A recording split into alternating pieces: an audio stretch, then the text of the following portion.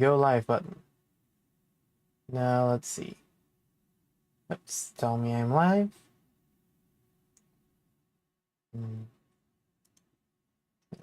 Switch over to these tabs. See, and yep, I'm actually live. Let's go. All right. It's happening. We're actually doing this.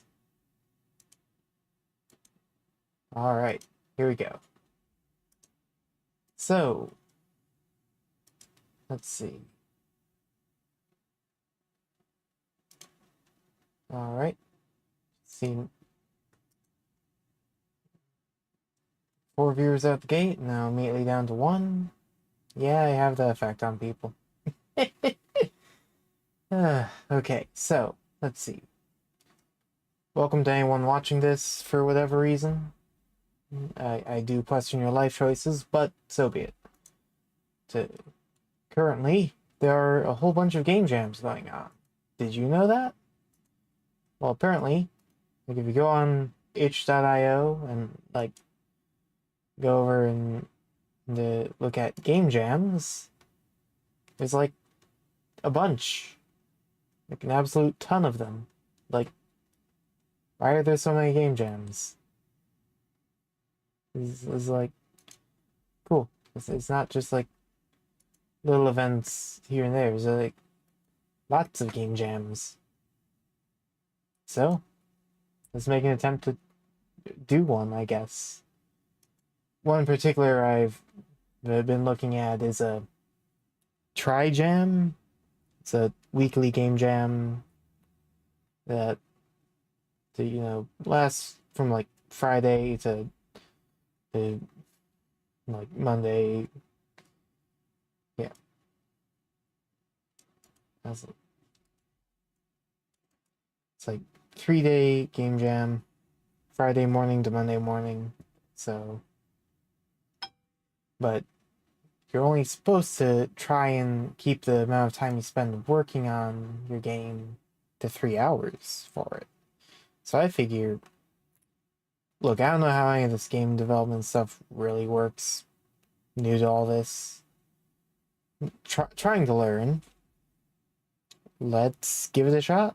See if just maybe, I might be able to maybe make something. So yeah, I believe in the description I've got a link to the game jam I'm looking at. And the theme of this game jam is, where is it again? Dual reality. So I've got some thoughts on that. Luckily, prior to actually starting the timer, I can keep thinking about that.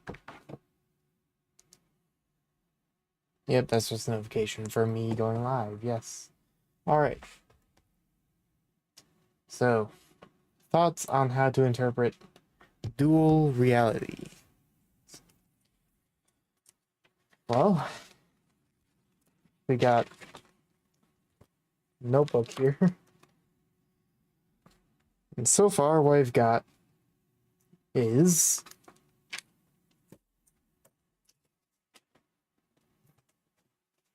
a whiteboard. Alright. So, basically, I'll actually try and use a smaller bit of the whiteboard so it's easier to hold up and do this at the same time. But I want you to imagine your standard JRPG setup. Turn-based. I know I'm talking away from the mic right now, so hopefully you can hear me just fine. I didn't bother setting up any audio balancing for this. That's not my concern. So, just going to have to switch tabs so I can see what I'm doing here. Okay, so imagine basic JRPG setup. You've got, let's say up top you've got your enemy of some sort. Boom, a slime. There we go. Down here, you've got, let's see if I can draw a stick man without doing it, without looking. Yeah, that's close enough. Got down here, your person, We'll say just one person because it's a game jam. Alright. And then you've got your actions you can pick. Like, let's say you've got your attack, defend, maybe a less accurate attack that does more damage. You can see I was whiteboarding all this earlier. And then maybe a stronger attack that's less accurate. Is that what I said the first time? Well, one of these would be like stronger, less accurate, and one would be more accurate but weaker. Cool. But then the theme is dual realities. Something else over here. But it also has 4 options, we'll say. 2, 3. That's messed up. 3 and 4. And let's say you choose one over here. It also chooses one on the other side. Boom. You're fitting the theme. You've got it down. You've got something. Dual realities. Thank you for coming to my TED Talk. Anyways. So, a few thoughts on that. What exactly to put on the other side? One thought would just be, basically the same thing. Just have a similar little JRPG setup with like another little warrior fighting something else. Or even the same thing. And then you're just having the same fight twice. But how do you make that more interesting? Well, I suppose that other thing has its commands, little options for combat in a different order. So while left side might attack, that might correspond to defend on the right side. Then left side defend, right side will do its strong but less accurate attack, for example. Another option would just be to give them different commands.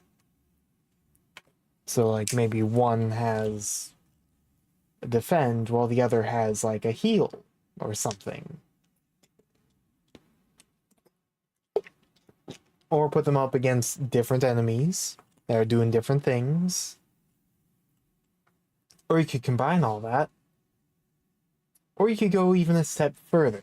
Say left side's like a warrior, and just attacks, but with however much accuracy relative to its power. Whereas the right side is like a wizard or something. And instead of having to deal with accuracy, you have MP, or something like that. That could work.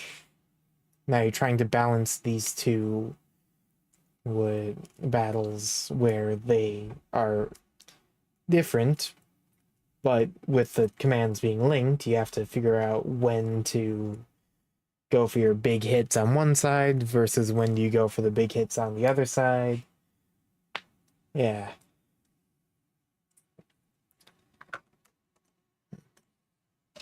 In fact, when you think of it that way, you don't even need to necessarily strictly have, like, the attacks for each individual side be balanced.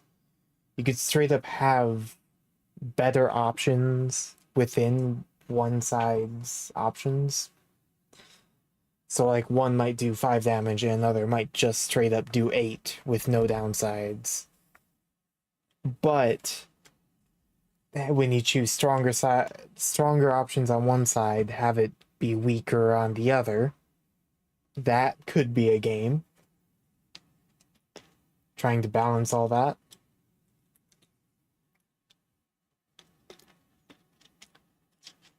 We could even take this a step further. And now instead of it being 2 similar but different linked JRPG style battles, you could have, say, left side is like a warrior going up against a dragon or something.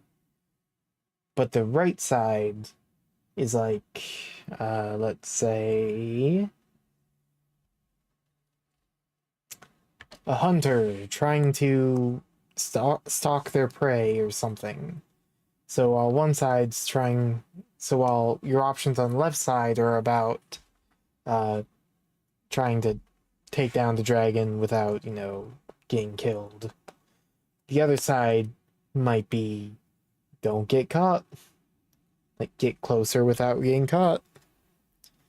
And now you have different goals being balanced, tied together with the same actions.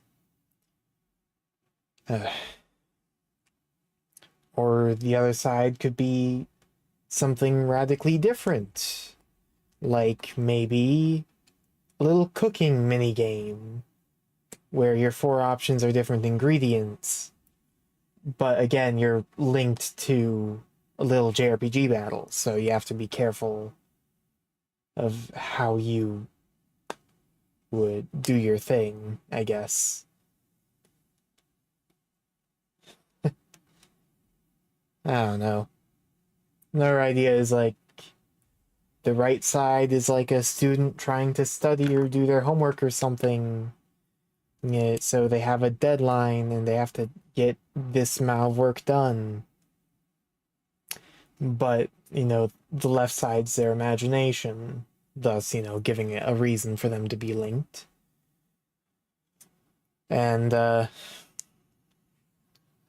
like, if you, I don't know, focus on studying your homework, in the battle, it's only just like a defend or something, as opposed to actively attacking. Whereas your big attacks are slacking off on the other side. I think that would be stronger under the theme. Perhaps a bit harder to pull off, particularly in regards to like art and stuff. Because I am not an artist.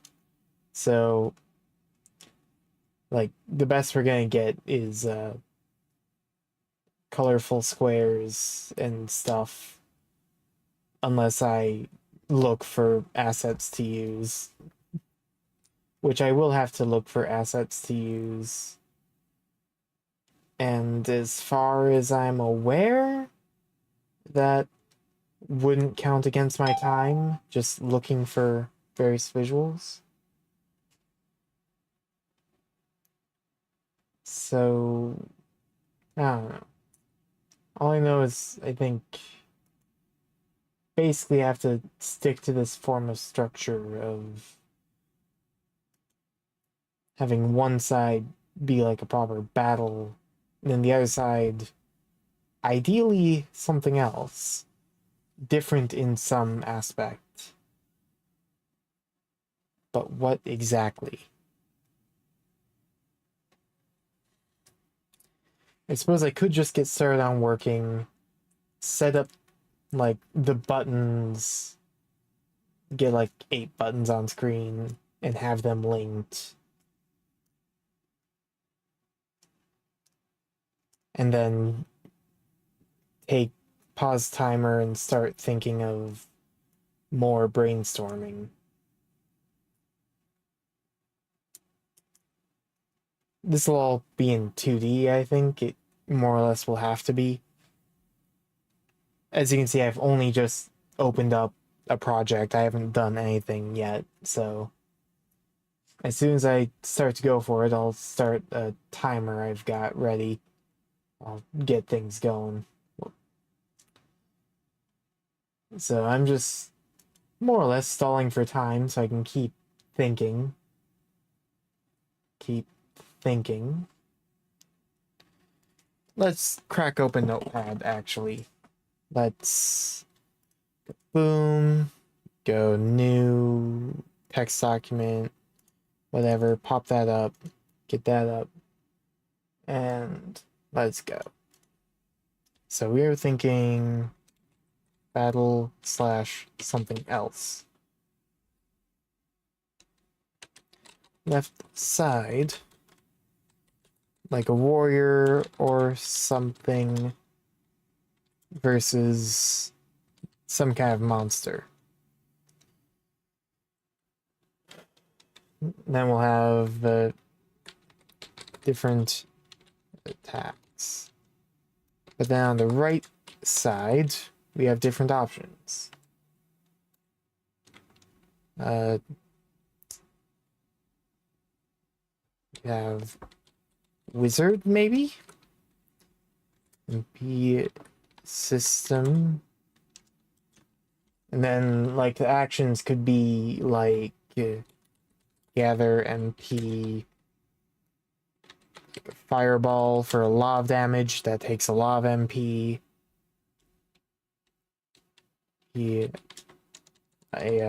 Maybe just whack it with a stick for low damage but no MP cost. And then maybe like I don't know, an ice blast or something that does less damage than fireball but maybe takes less MP and maybe has some other effect, maybe not. Or could be something like heal. I don't know. I do not know. But then on one side you have to bounce MP, while on the other you just fight normally. That could be something. I know I'm retreading what I've been going on about for the past, 10, almost 20 minutes actually. Anyway. Another idea being like, I don't know, hunters stalking their prey. Or maybe prey trying to escape a hunter. That's another idea. In fact, one thing worth noting would be the question of what would be the win condition.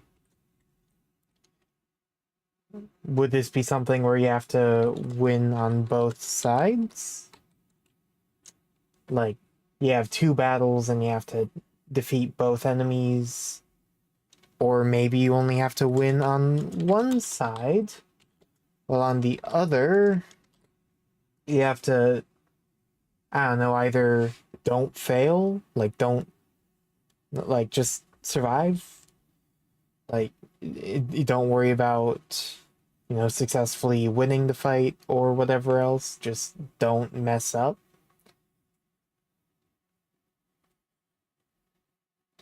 Or,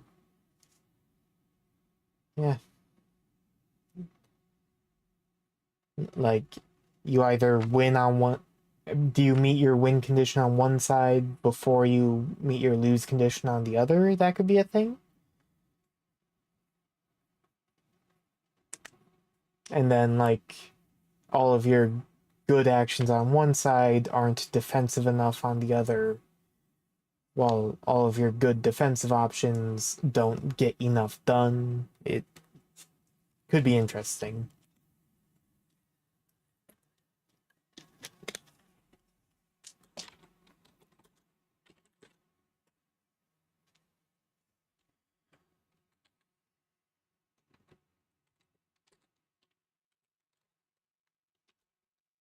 So yeah, a lot of ideas here.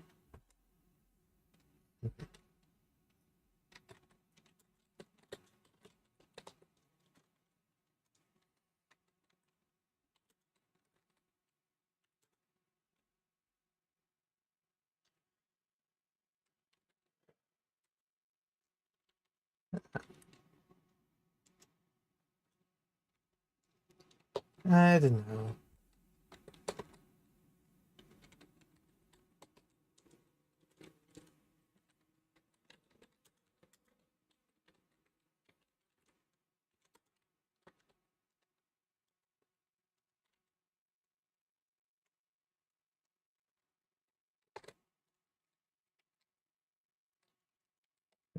Just in case anyone pops up while I am brainstorming here, there's a theme. Cool, cool.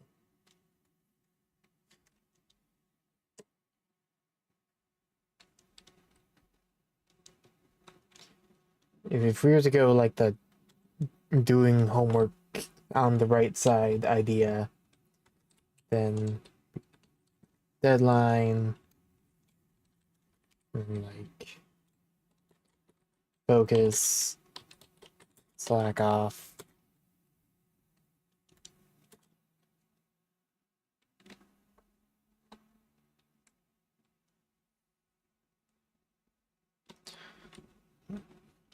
I don't know.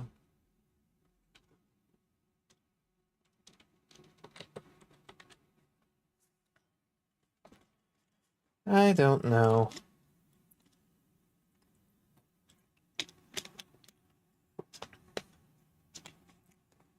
Oh, here's an idea on that thought. Have it just be focus and slack off. Each turn, it's two of them randomly that are focus and the other two are randomly slack off. So effectively, on the left side, you have two options that work for the right side as well, versus two options that do nothing, or that are only harmful on the right side. So, well, you could go for your better attack and get the battle over with. It'll make things worse on the right side. Of course, giving the players some wiggle room so they can do that, and they're not just locked in. I don't know. I think there's room for that one, but that might not be.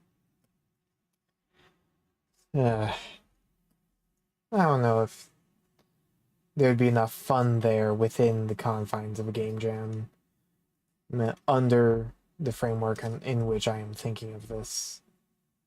I don't know. I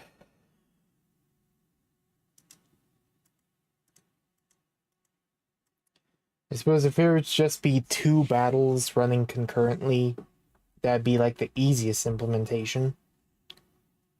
And I think ultimately having it be easy is probably going to be the way to go.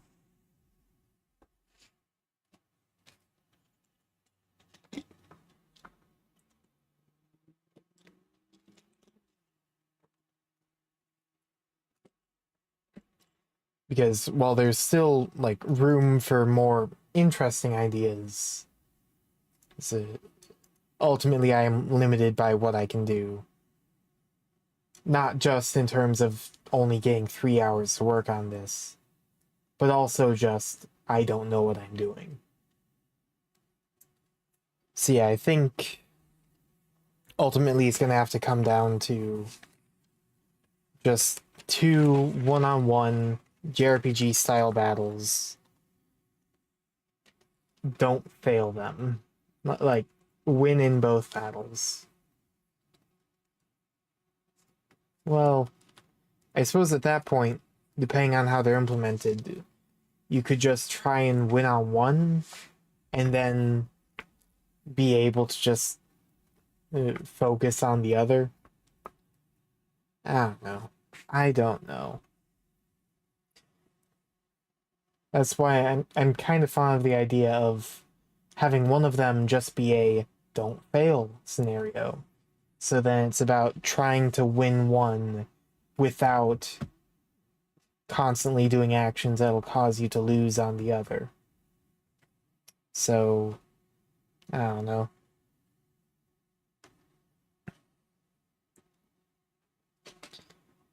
Huh.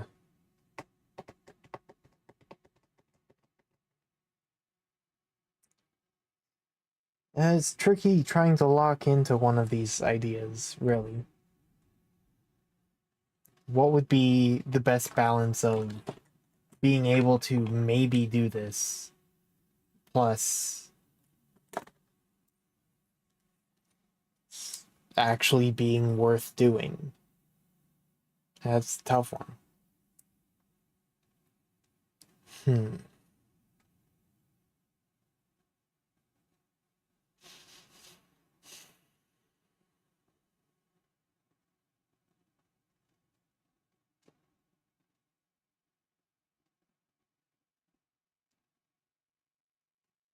Hmm.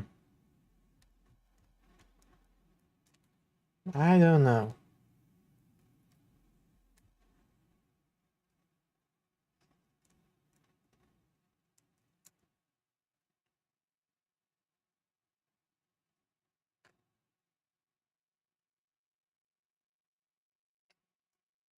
Hmm. I think I need to keep talking. A, just sitting here silently does not make for a good stream. At least sitting here doing nothing does not make for a good stream. Brainstorming, yeah, like if I were actually like doing code and stuff, that'd be one thing. But just sitting here, that's not, you know.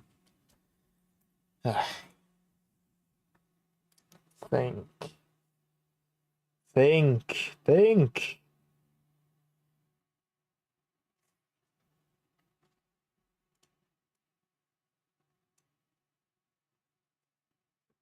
Hmm.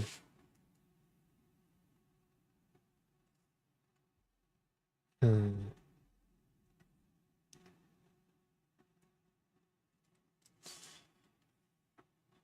It might be worthwhile to just take the time to get buttons set up, and then I can worry about their functionality. Like take a break and do more brainstorming. But I don't know. I think having an idea locked in would be nice. So I'm not wasting time.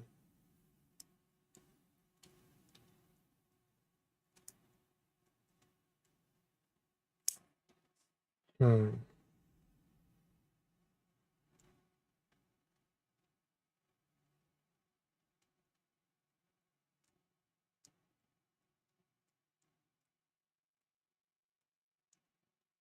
Okay, so here's another idea. Instead of a wizard, we have some kind of healer. And hmm, have it be something like uh, they're focused on healing some kind of warrior. And your goal there is just in an endless fight, it's not going to be the win condition. That will be our don't lose condition. On that fight, you have to constantly, yeah, balance gaining MP and using your healing spells.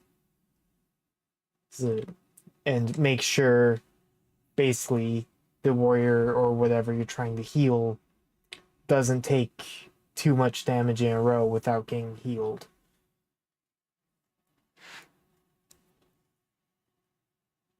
Hmm.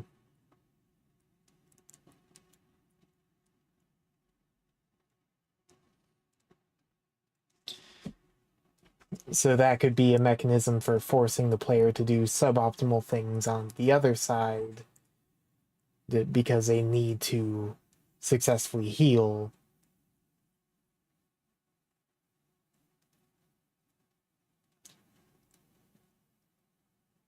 But then, of course, that means that the other side must have a lose condition, or else you could just, constantly. Uh, I don't know.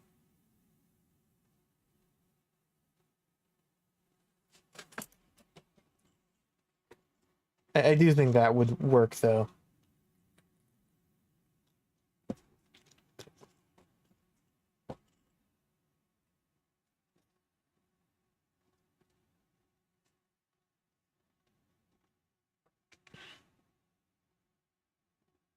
Hmm.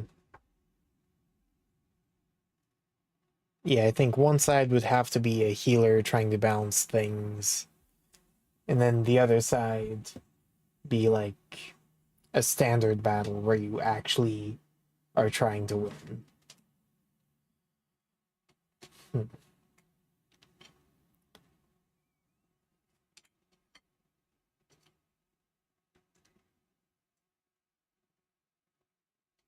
Hmm.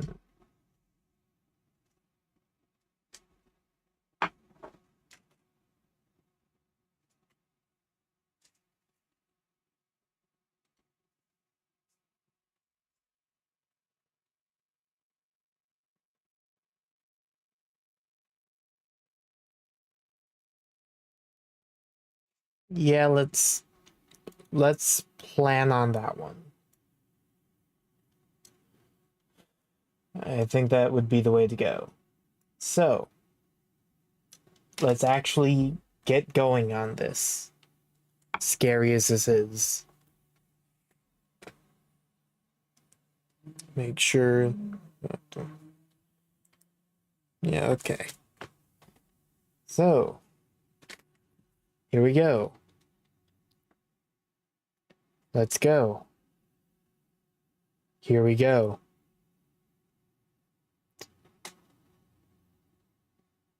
And starting in a moment.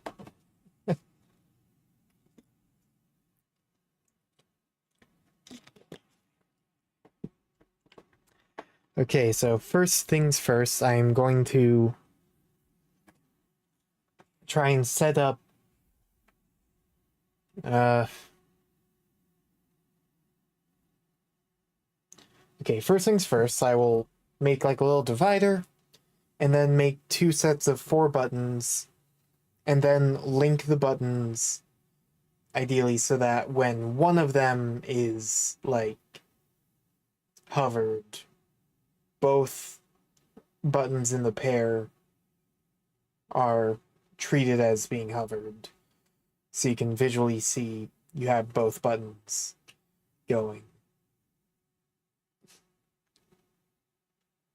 Right.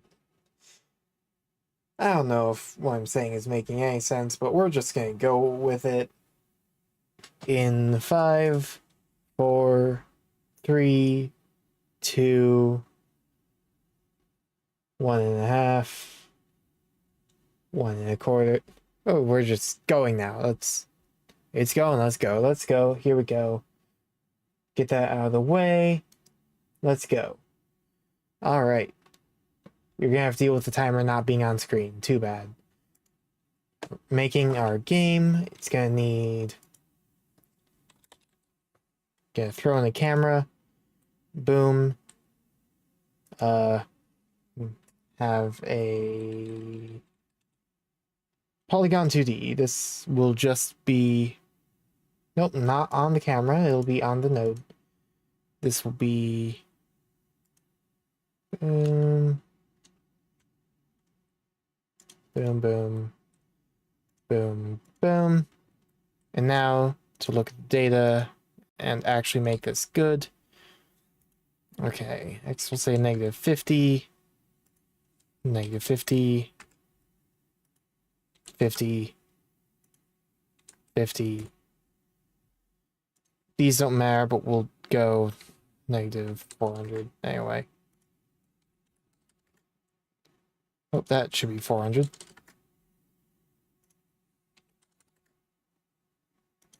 Not. Well, actually, what I should do is project settings, look at the display window and set this as something normal. Say 640, 640 by 360. We'll say, just for the sake of it. Boom. And then that won't update just yet, but it will eventually. We're probably going to want that to be like -10, actually.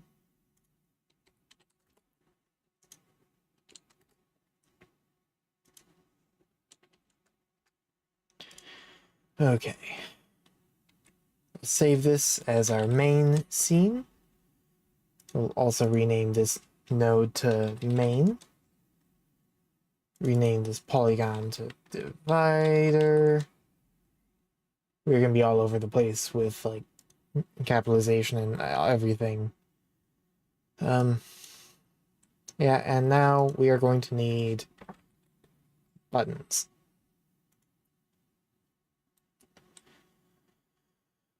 Okay, so the text will be something like placeholder.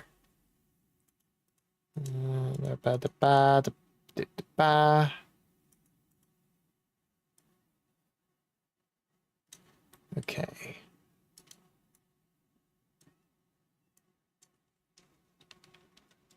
Yeah, that works.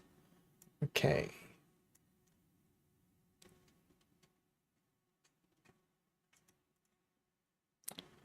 Okay, so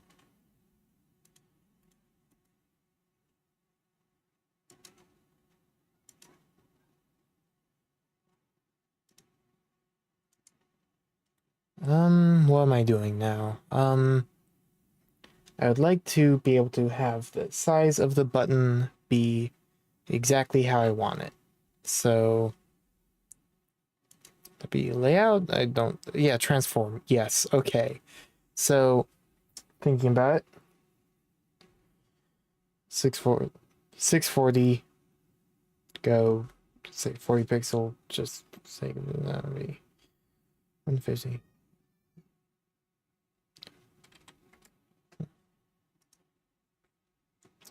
And 360, we'll just go 75 as well.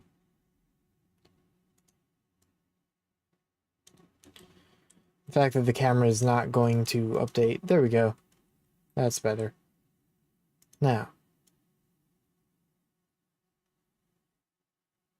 that we're gonna want to be a lot thinner. 25?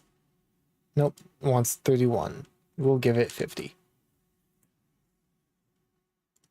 And that's, yeah, that is, yeah, cool. Cool. Now, A, we can make that shorter. I don't care. Excuse me. B, we're gonna want 8 of these. But before we do it, we'll give it a script so that that will be on them all. Well, this will be action button.gd. Boom.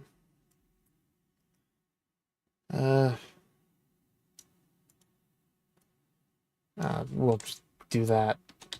Export var pair action action.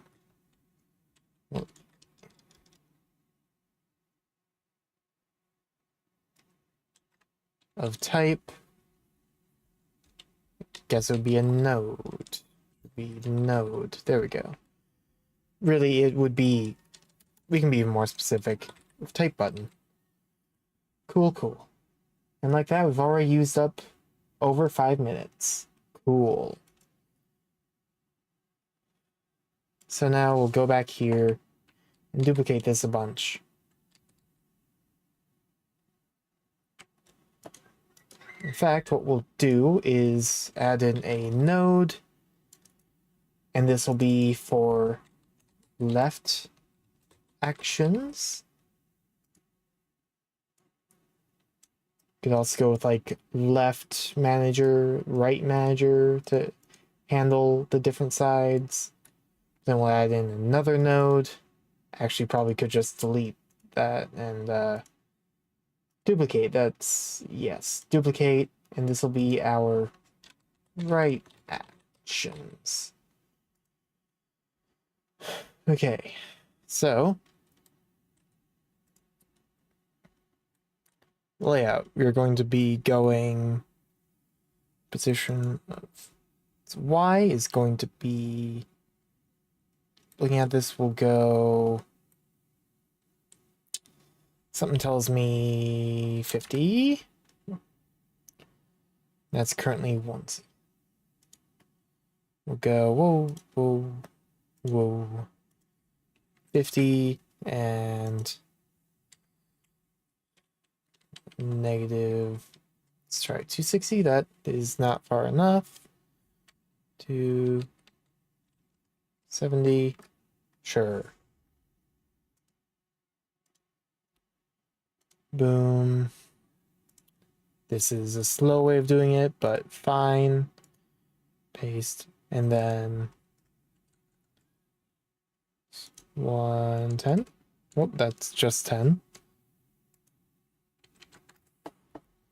Yeah, the placement for these is fairly arbitrary. Copy. Get down to layout. And then bring that back to 50. Nope, that's not the right one. This needs to go back to negative 160. Boom. And now we'll delete that because I regret it already. We're going to duplicate this now that we have them properly arranged, and this will be our right actions. And then these, I could just move the whole thing over. Instead, we'll go for each of the individual buttons and go boom.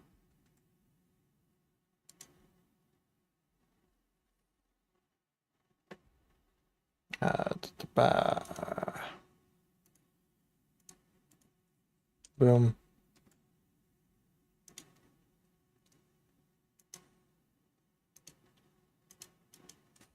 Boom. And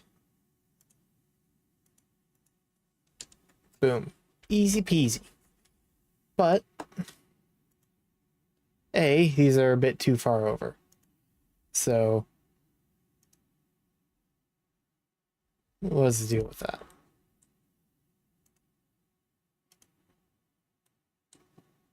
Right, because it's based on that. Wait. I don't know, man. Yeah. These are in the center, right? Then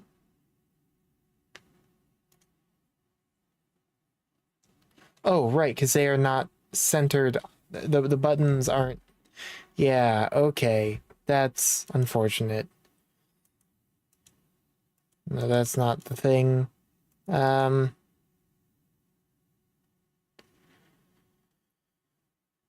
Anchors. These need to be in the center. Well,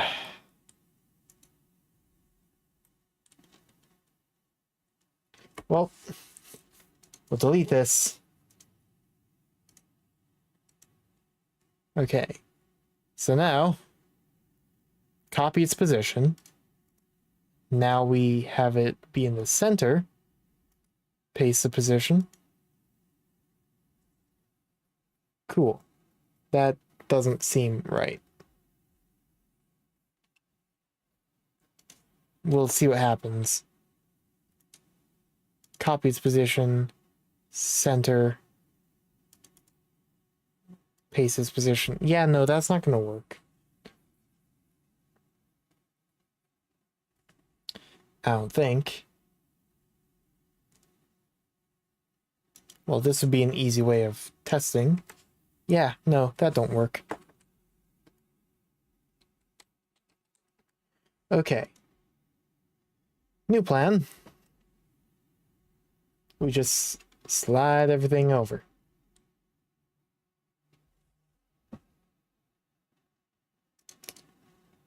In fact, yeah, we'll just do that. So do that. Now this position.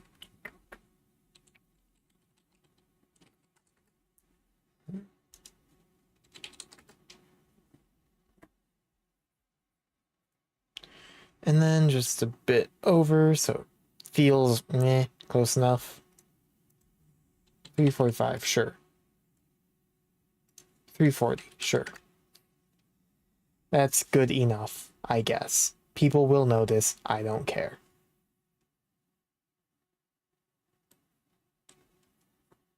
Okay, maybe I care a little. 330. Final offer.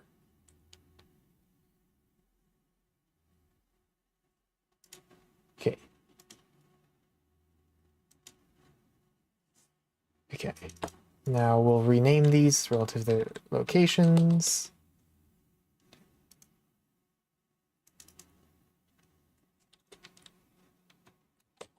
Top left.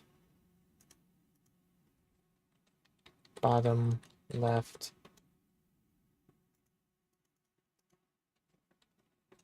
Bottom right. And now this is top right. This is top left. This is bottom left. And this is bottom right. So now we can assign their paired actions. So starting with top right, go back up, paired action up there, top right to top right. Boom. Then we can select that and... oh, there we go. Slide that one in.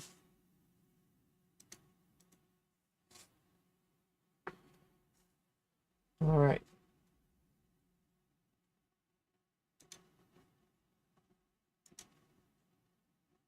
Cool, cool.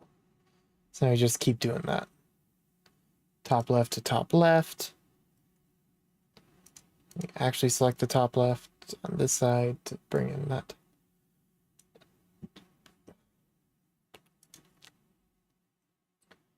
Bottom left, drag in bottom left. Bottom right, drag in bottom right. Go to this bottom left, drag in this bottom left. Go to this bottom right, drag in this bottom right. Boom. Now they all have their pair, and in the code, we can actually deal with that, and that's 15 minutes. Okay, let's actually bring up that code. What do? I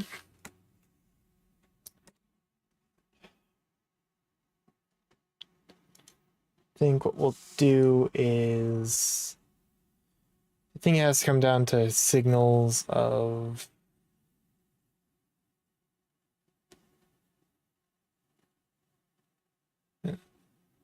so button down is when the button's being held down. Button pressed is when it's pressed. Toggled. That's not...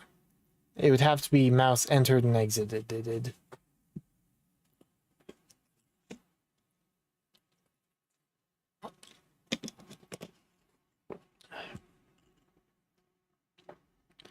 So, mouse entered, connecting to itself.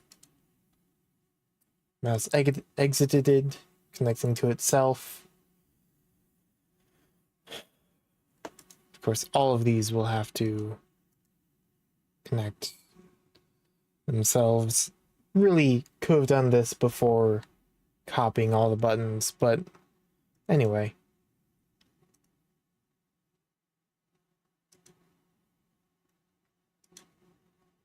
Is there a way of... I'm sure there's a fast way of doing this. Now's not the time to care.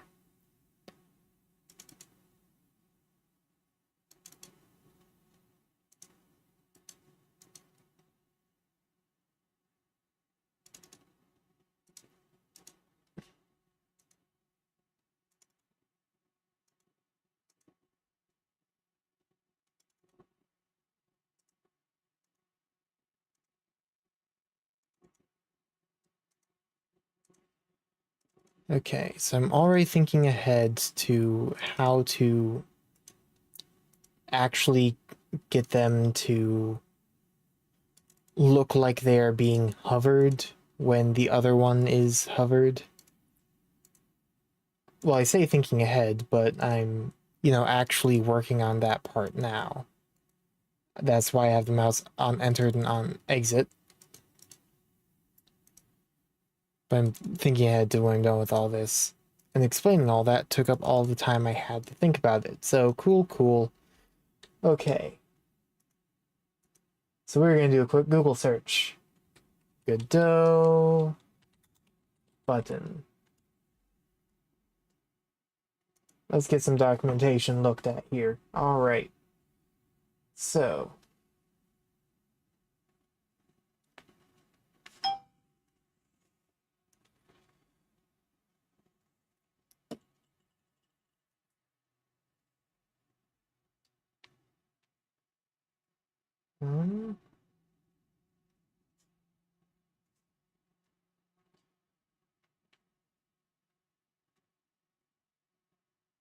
Let's see.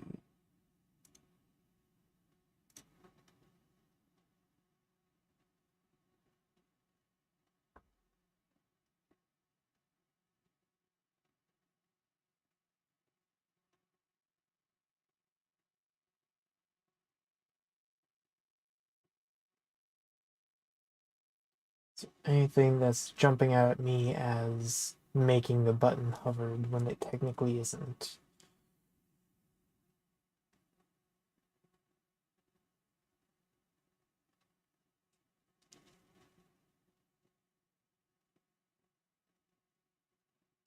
Okay, Godot, button, hovered, when, no, Godot, make, button, hovered, when not hovered, and watch as nothing comes up.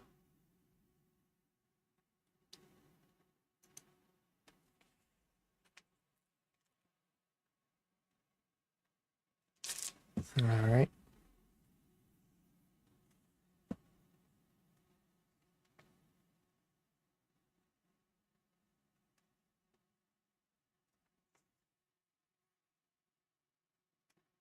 Um,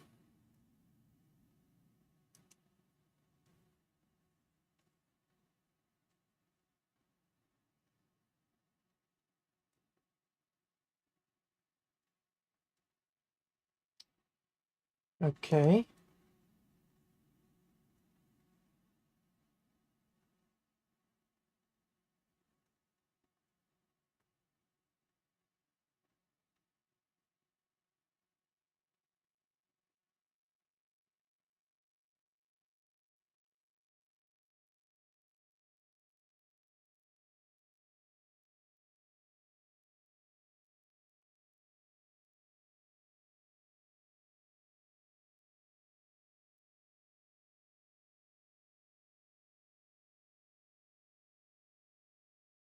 You know what we'll do is then, instead of trying to go directly with things being looking like they're hovered, we're 20 minutes in, we can't afford to waste more time.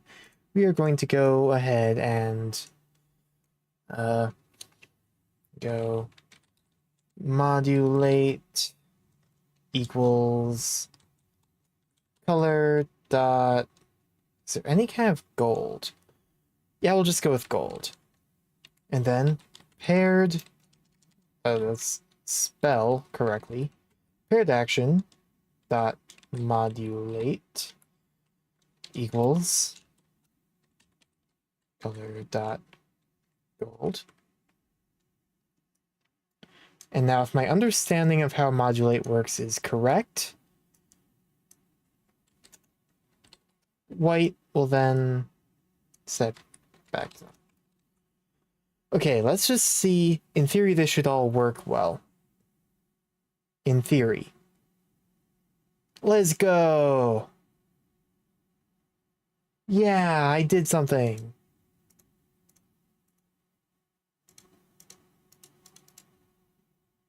Woo! Yeah, that's good enough. Okay, so we're going back to brainstorming, so I'm stopping the timer. I am not currently, in fact, I'll even minimize Godot. I'm not currently building the game right now. Timer can stop for a moment. I need to think. Okay, so what exactly will these buttons do? Back to the drawing board, which is just Notepad. I mean, I could break out the drawing board, but I'm not in the mood right now. Let's think. Okay. So, on one side, we are going to have, I don't know. I don't know.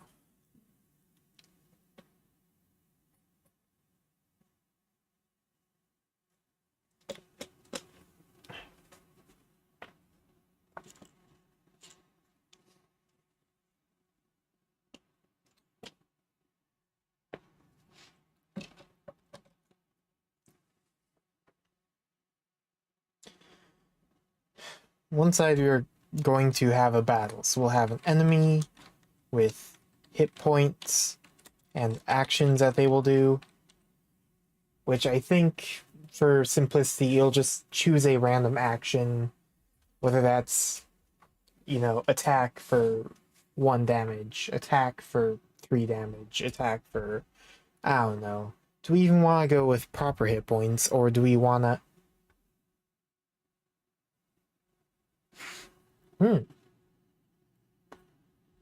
One idea would be have one side just be you basically pick the action that pick an action that corresponds to that brings us back to the earlier thing of just 2 safe actions and 2 that aren't, and that being I mean, there is potential there, it's just not, doesn't feel right. But let's fully think through what I'm saying here. On one side we would have enemy display a type of attack, and then your 4 actions would have various types of blocks. Like, what kind of a block would they do? Like, shield, the dodge. Well, that brings us back to the 2 and 2 for shield versus dodge. And similar as I was earlier saying, focus, slack off, nah. And then basically have it come down to choose the right action relative to what attack you are being hit with. I'm not able to see chat when I'm doing this, so I just want cool. Okay. So, that's one. Here we go. We can make it so, on one side, you just have to make sure you don't choose an option that will make you take damage. And then we could just give you like 3 hearts, see how far you can go without losing, or rather, see if you can avoid losing for the duration of the fight on the other side. I mean, that has potential, but I'm not sure. I don't know. Let's put a pin in that for a moment. So on one side we'll have an enemy, and they'll need hit points and actions that they can do, which will just be done at random. And then player will also have some form of hit points, and then their actions.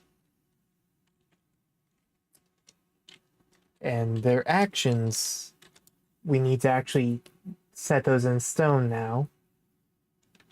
It could be something like attack, strong attack, block,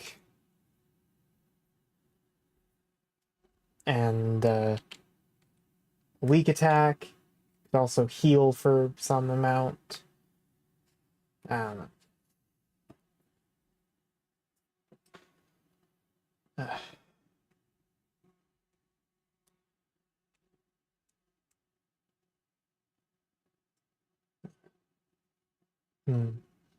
Currently, right now, as I appear to space out, I'm actually spacing out. But also, I'm attempting to think through how I want to proceed through this project. I think first thing I want to do is set up, like, the battles, or battle and something else. Why am I not saying things in stone? I should be. I'm already 20 minutes into the project.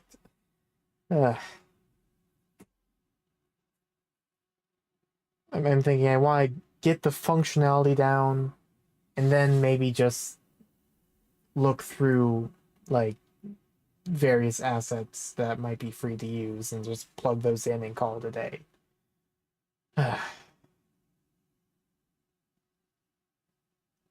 don't know, man. I don't know.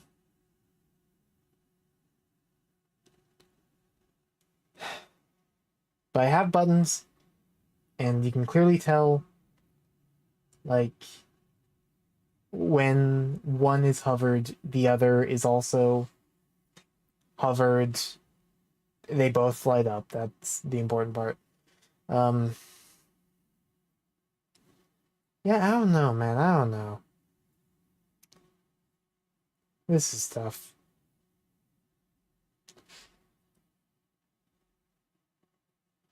I'm moving this back over here so I can watch just in case someone joins the stream and starts chatting. Okay. So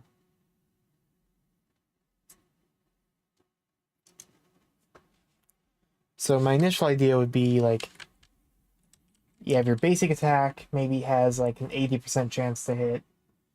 Then your strong attack might be more inaccurate and have like a 50% chance to hit. And then you have like a defend, which is can't exactly make that the safe choice. You can't make it like it does no damage, or the enemy's attack does no damage, because then you could just spam the corresponding option on the other side and just have that be, I don't know.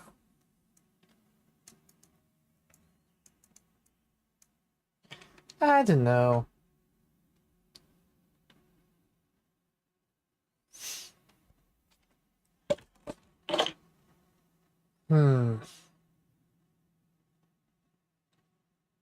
What if you're fighting a Hydra?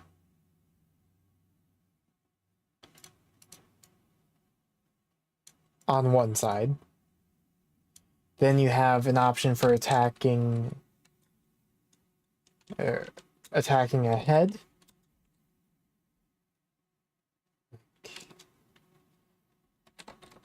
Attack body.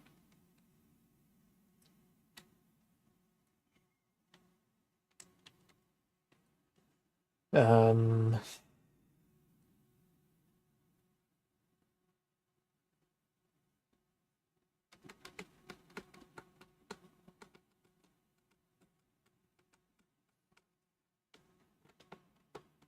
I don't know.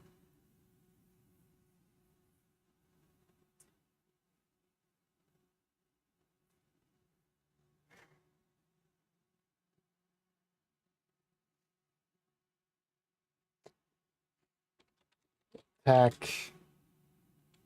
Instead of body, we'll have it be the attack left wing. But then you also have the option to attack a right wing. And then an attack to attack its claw or something. So then have the Hydra do a bunch of attacks each round. One for each head. And then left wing, right wing, and swiping with its claws. Then each time you hit something, you disable that attack for a certain amount of time. But if you hit the head, sure, you disable one head, but some number of turns later, another one appears. So that's like the do not hit it, although it technically will help you short term. In fact, even if we even make the heads like do the most damage of those attacks, I don't know. I don't know.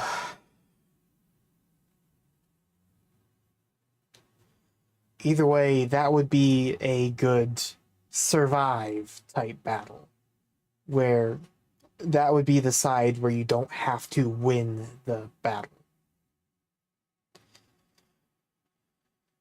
And then the other side can be the one where you have a real battle that you are actually trying to win. And that could even be like our MP system or our healer. Actually, no, healer, that idea was don't lose as well. Too many ideas here. We just have to pick one. And it's, I don't know. I don't know. but we have buttons working. That much we can be proud of, I guess. If we have to be. uh,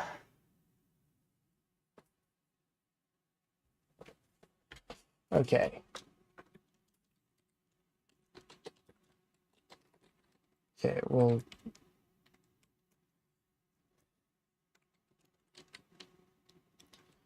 think this through here.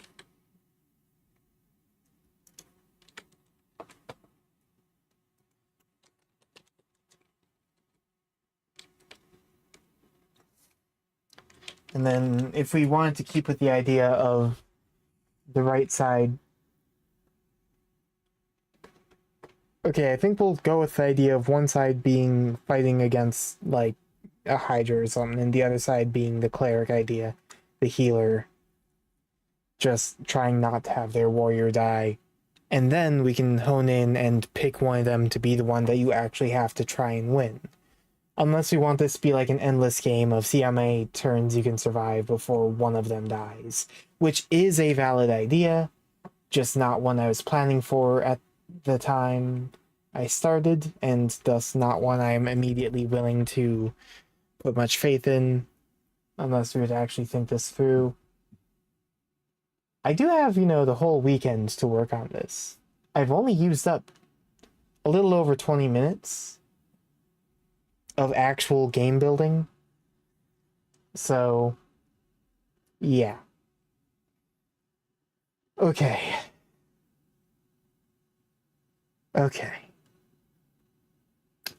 So, if the right side were to be a healer, we would have like one option that is, I guess, heal.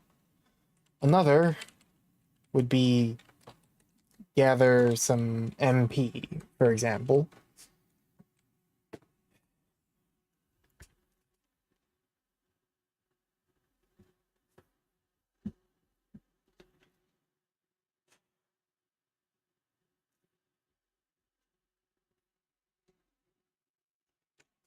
You could have one option be to heal yourself, while the other options are, healing your tank and, I don't know, heal DPS. And your goal is just make sure no one dies. Or just go until the whole party wipes. I don't know. I should get Weebinator in on this. He plays a healer in 14. He could help with this. Help with ideas. I don't know.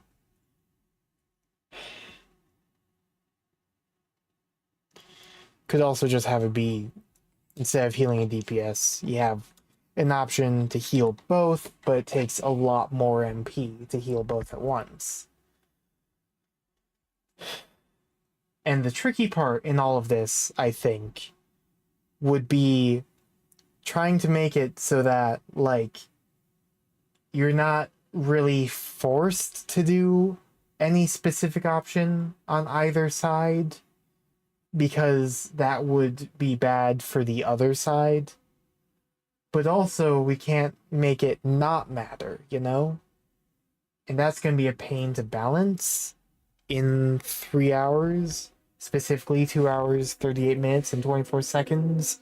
And that's not accounting for the fact that most of that time is going to be spent working on actually setting it up in the first place, and the other stuff like replacing a lack of sprite for an actual sprite for both enemies, and maybe the healer and warrior as well.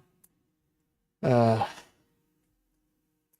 suppose if it weren't for the fact that the theme is dual realities, I could make it so that, like, if this were being made independent of the game jam, the way this could proceed, and I should keep this in mind for fun, could be a fun project to do.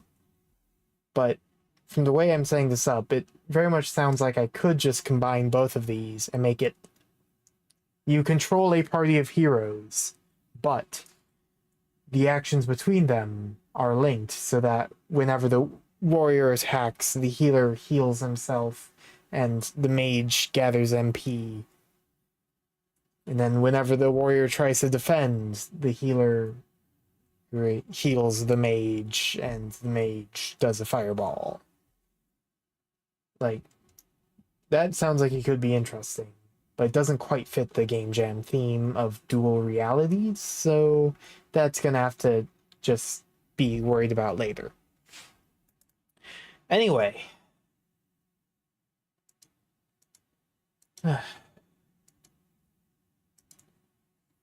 20 minutes of my 3-hour allotment. 1/9 of it just spent getting the buttons to light up. This is gonna be interesting.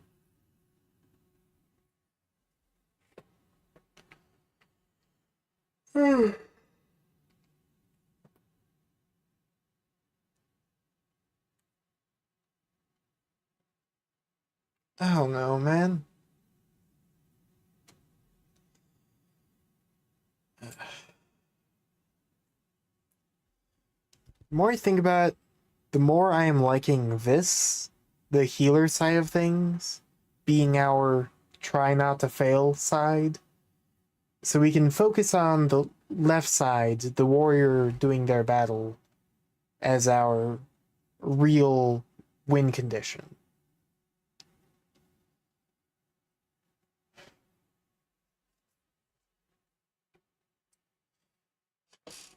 So in order to balance the healer, we want to think tank can take X hits, healer can take Y hits.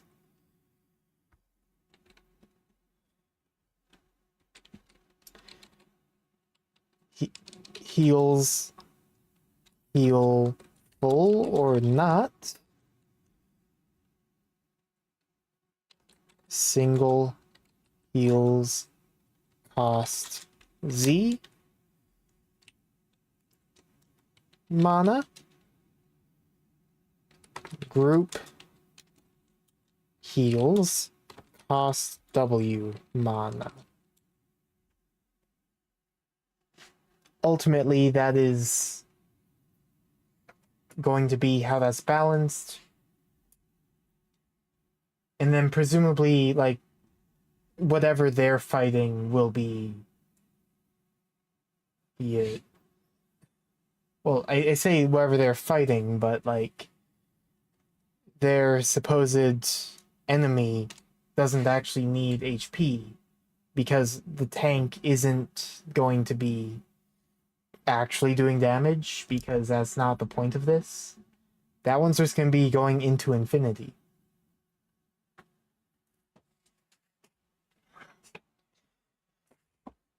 So the way it's going to ultimately work is that the way this is going to be coded is going to come down to whenever this button is pressed, you'll send a signal to also activate this function's pressed thing.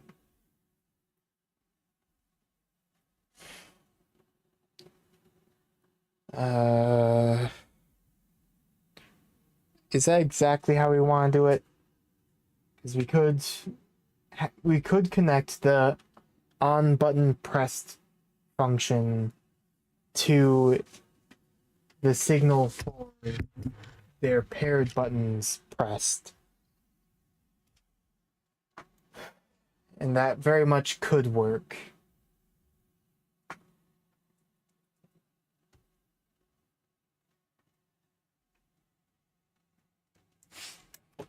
Okay, so I think what I'm going to do now... Actually, first, let's fully flesh out the idea of what we want the left side to do. Or... No. Let's focus on what I'm thinking right now. So, what I need to do is make it so... Come on, don't lose this idea. Don't let it slip your mind. Come on now. What I need to do is make it so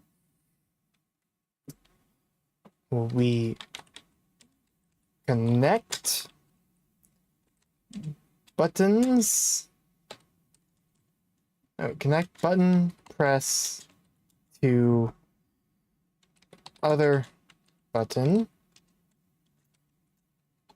and self. So when a button is pressed, it activates itself, its own thing, and the other thing.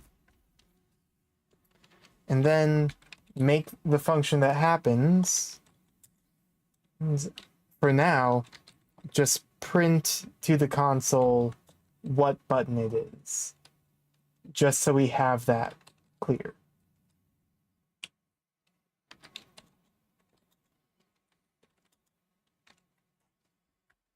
So when we click on one thing, we'll have, you know.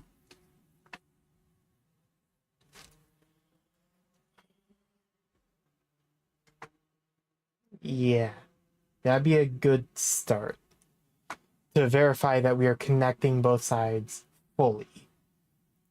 Excuse me.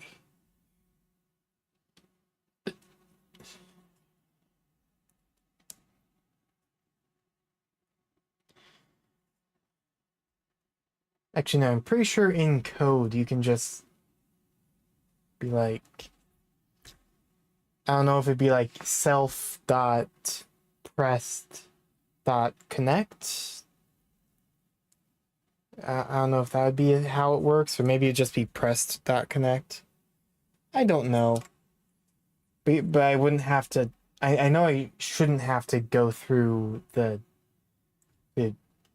signal manager and connect each button to itself. I could do that, but I don't think I have to.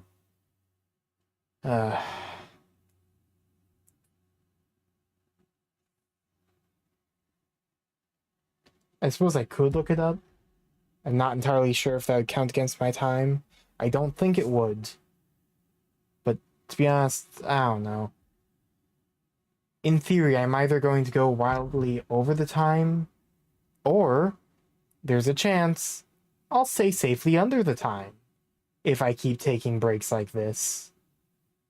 So, I'm not too concerned.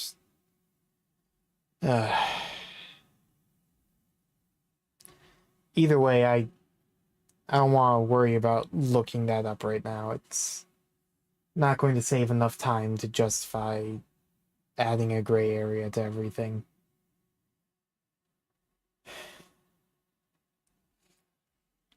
Even if I'm pretty sure it's fine. I don't know. Point being,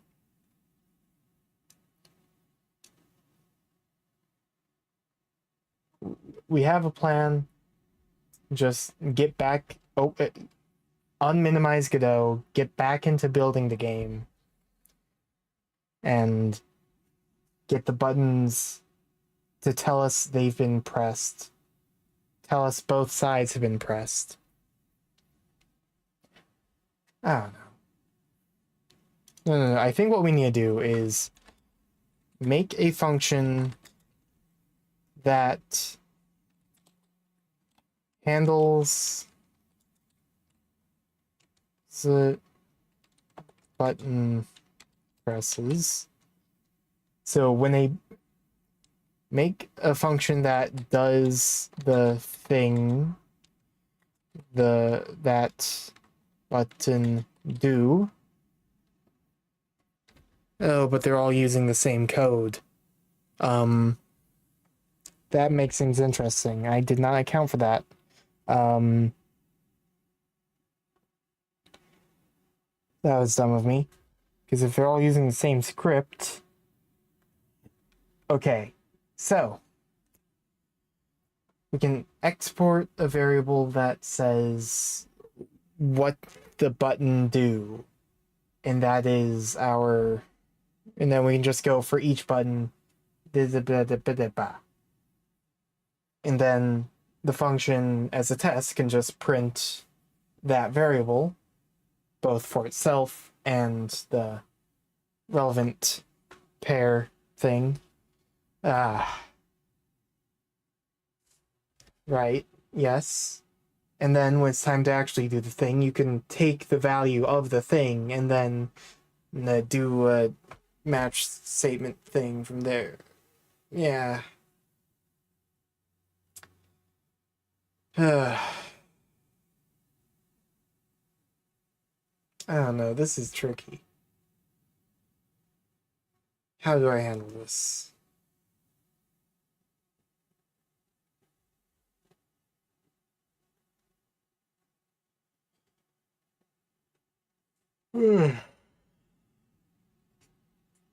Wait, no, it's easier than that. The function just has to pass to its parent what button it is. And then the left side will pass to its parent. The right side will pass to its parent. They're different nodes.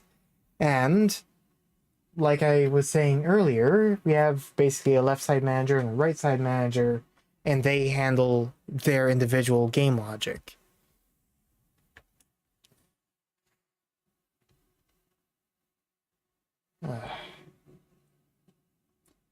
We should probably also add a script at main, which will house a variable for whether or not it's game over.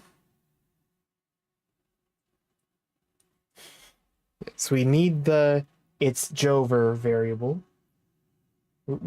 And then just make it so the buttons only work as long as it's not Jover till it's Jover. Then assuming game is not over,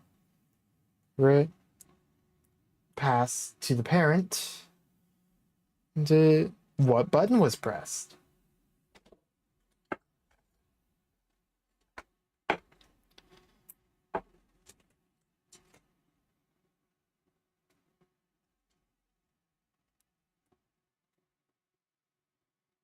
Right. I'll be right back. I need to get something to drink. This is a lot to take in. Ugh.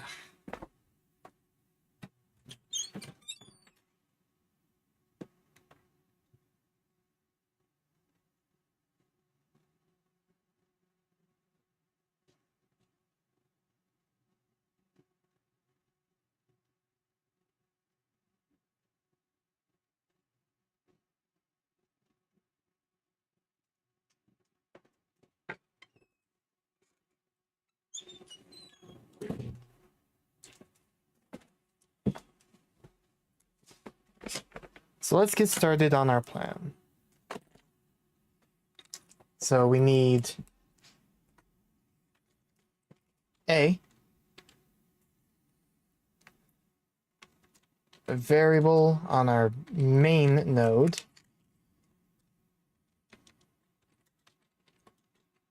that it says whether game is over.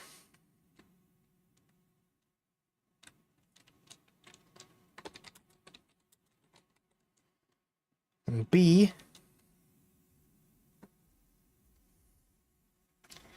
a script that we need to add a function to our buttons for telling their parent nodes what was pressed. C, we need a script for parent nodes, which will include I can't type all too well. We need the script for the parent nodes needs to have a function for handling buttons, but it also needs a variable for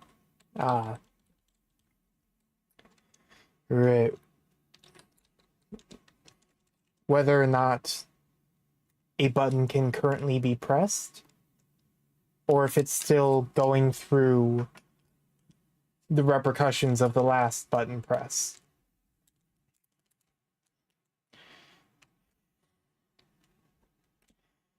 In fact, we could even have main be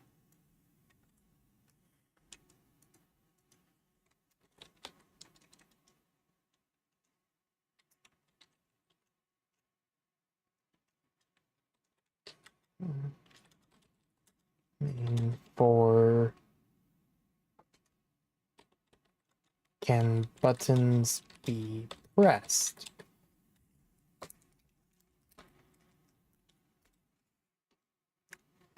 So we need to make a script on main, right? Give it a variable for if the game is currently active and a variable for if buttons are currently able to be pressed. And then we need to make a script for the groups of buttons, left side, right side. Make those scripts and give them each a button for how to a function for how to handle button presses. And for starters, we can make it just print what button was pressed. So print a string of sides and button name. In which case, each button's gonna need a name. So we can just export a variable for what the button is. Okay, cool. As much as I'd like to keep putting it off, it's time to continue. Okay, timer's going. Let's go. Cool, cool. Boom, boom. Okay, so we are currently still looking at our buttons. Cool, cool. Export. That's... Whoa. Export var for action name of type string. And then we're going to have a function.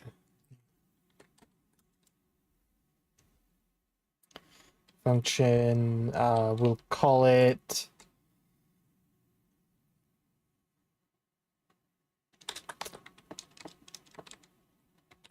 activate.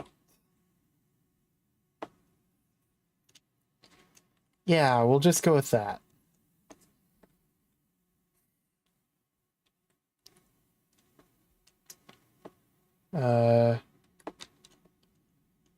Get parent dot whatever we're going to name the button, and then we will pass action name. So now we need to actually make this function on the parents for both sides, left and left 2, otherwise known as right. Cool.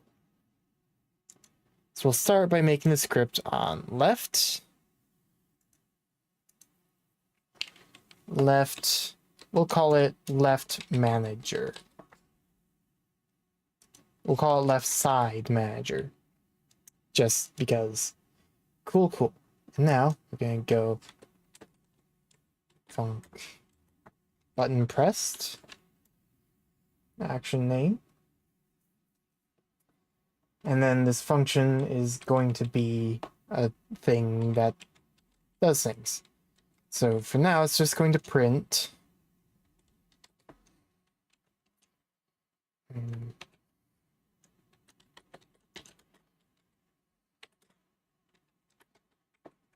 that. And now we can copy this script, or like duplicate the script and call it right side manager. Attach this to our right actions.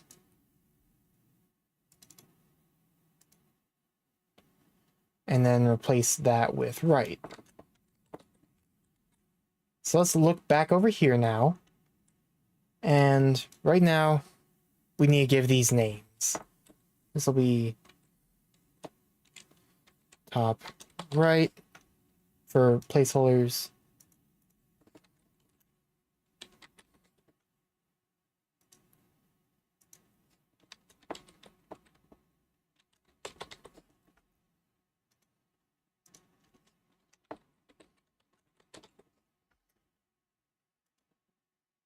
Now over here, I think what we're going to do is actually start putting these in place. Okay.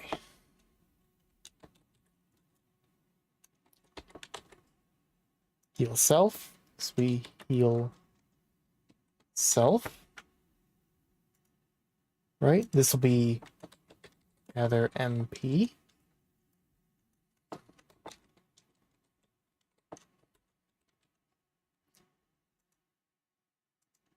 This one will be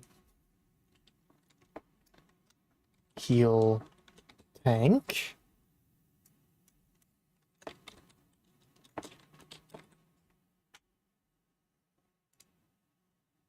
And heal, well, both. Heal team. Yes, we are going to, no, we are not. We are going to actually have these be the same. There we go.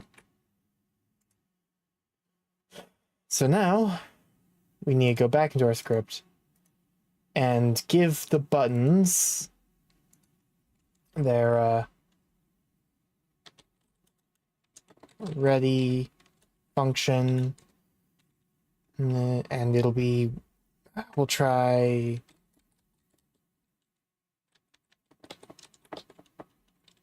yeah, okay.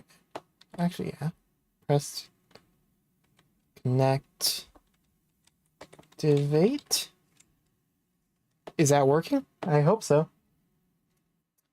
And then we are going to do paired action dot pressed dot.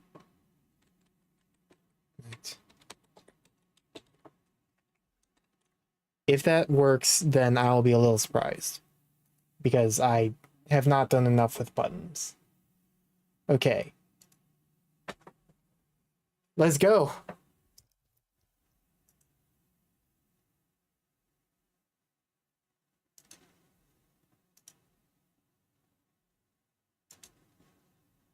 It works. It works.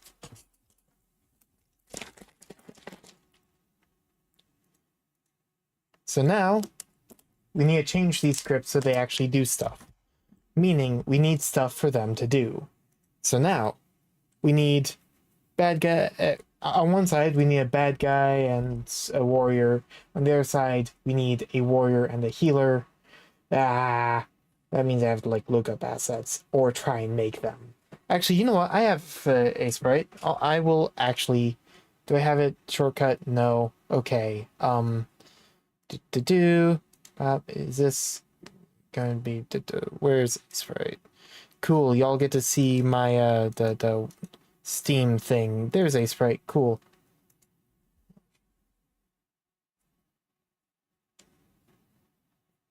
Okay. New.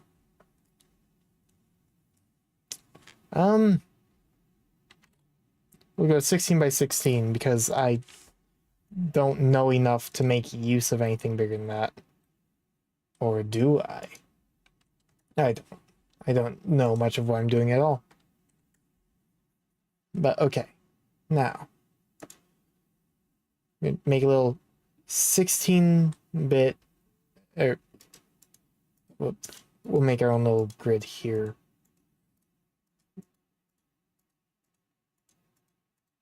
We're going to make a 16 by 16 stickman.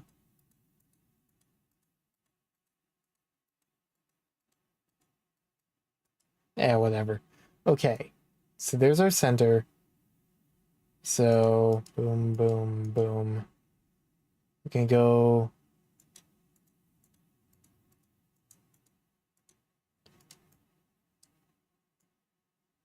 like that. Yeah, that's unfortunate. Because we can't exactly just, yeah. Okay. Um, New plan.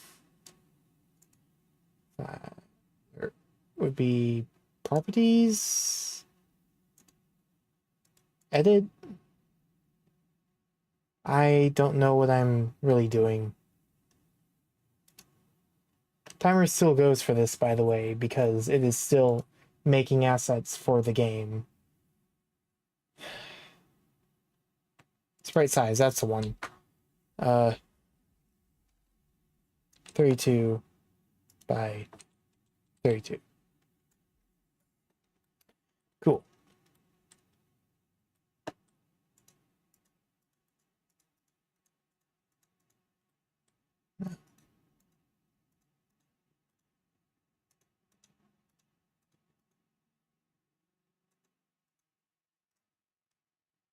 Okay, here's our little guy.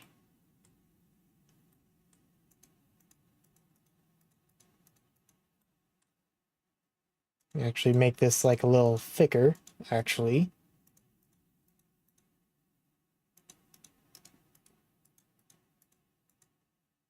No, that's not quite. No, this isn't. I don't know, man.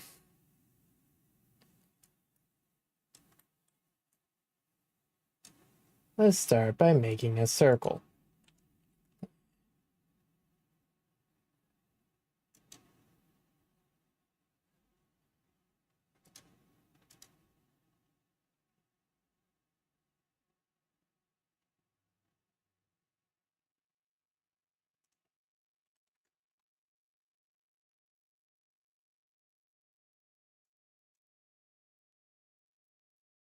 What if we go something like that, yeah?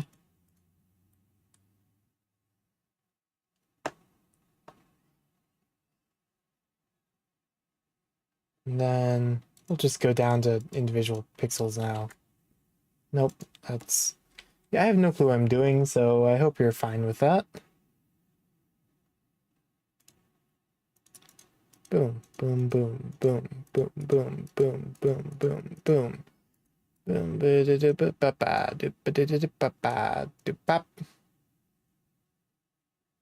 I don't know. Well, if we go bop, bop, bop, bop, bop. Now they're wielding a staff of Healy, dude.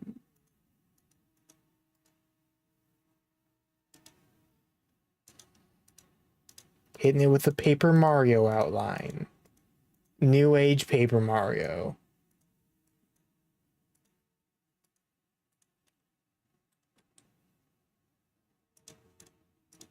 If we just go a step further and just go bop.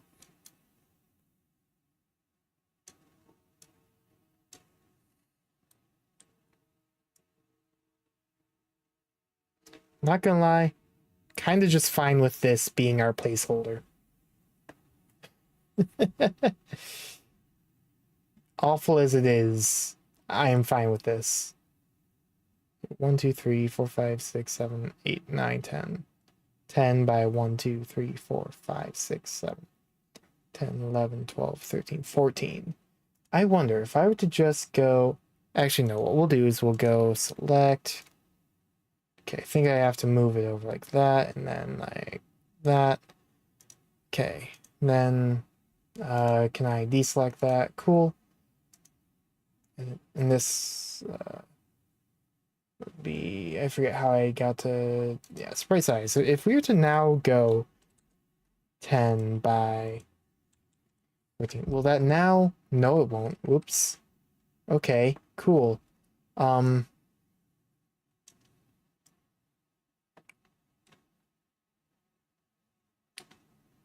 Yeah,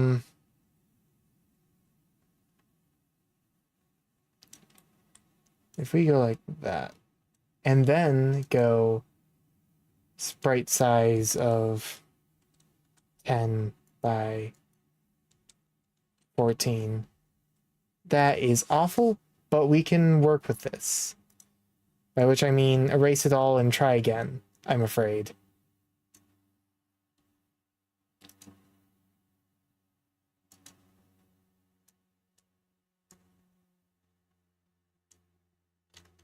No, no, no, that's just too awful.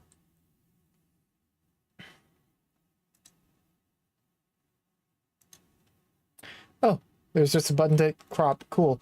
Okay, we have a placeholder sprite. We will save this as our cleric.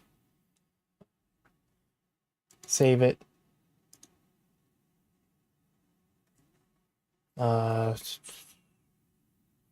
Export cleric.png. Cool, cool. And now we have a cleric.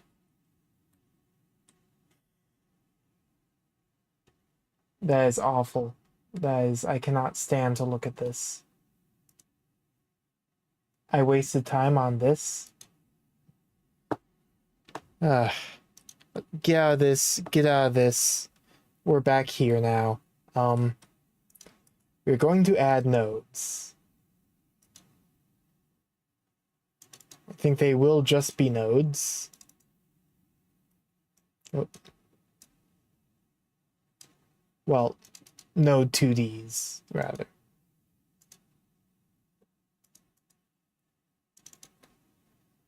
One will be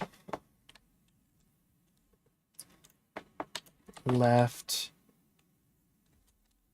character. One will be the right character. And we will put them under left action and right actions because these aren't actions. These are our managers.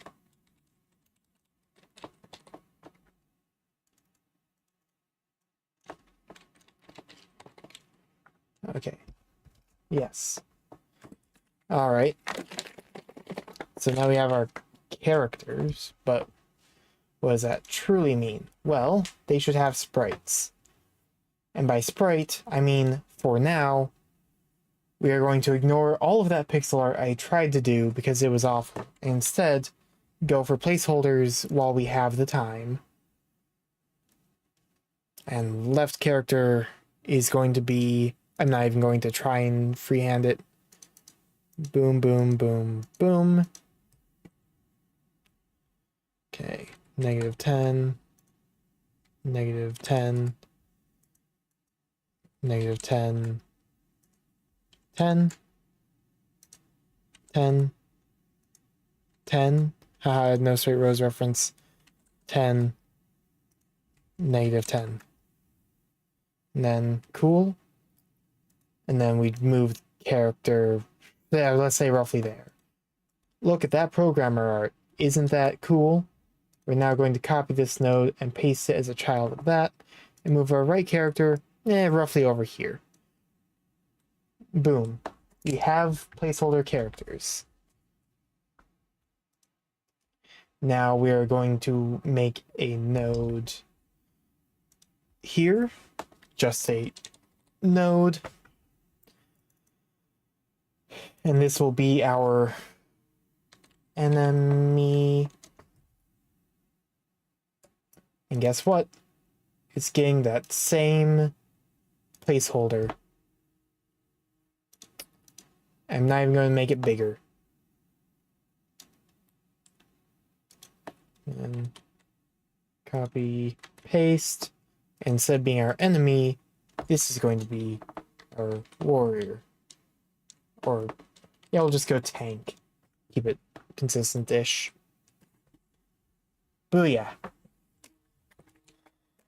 We have wasted time. But we still have 2 hours 20.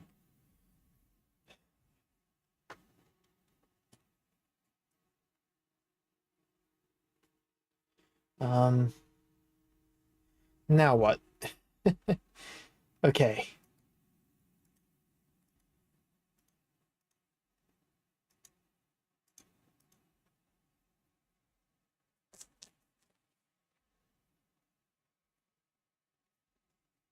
I think we are going to try and just make a general node for health. It'll just... What am I doing? There we go. We're going to make a general node, and this will be a little component we can slap onto everything that handles health. Script. New script for our health component. Okay, now we're going to export health. Actually, that'll be max health. And we'll say it, no placeholder. It'll just be of type int. Float could work. I don't want to bother with that. And is going to be a variable. Let's not forget. And we're going to have another variable for current health. And then when the node is ready, current health equals max health. Cool. Then func damage taken.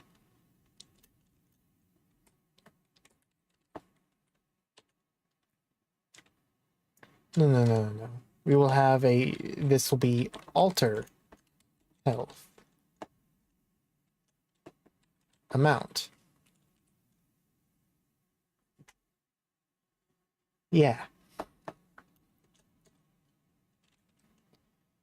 Yeah, I think this will be the way to go. So then...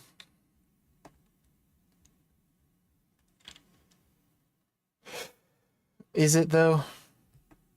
Because healing and taking damage are just addition and subtraction, which can then just be...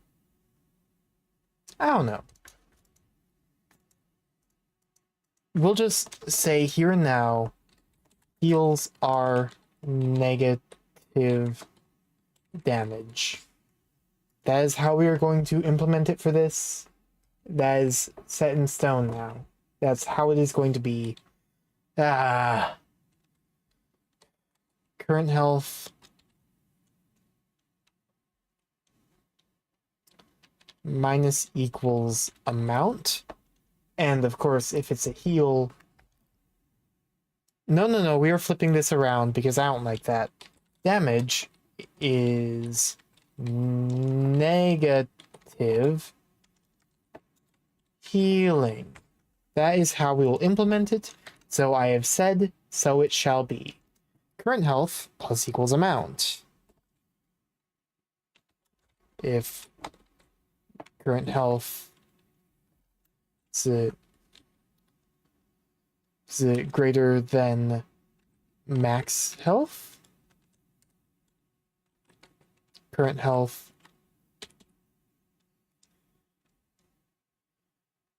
Actually, there's a more simple way of...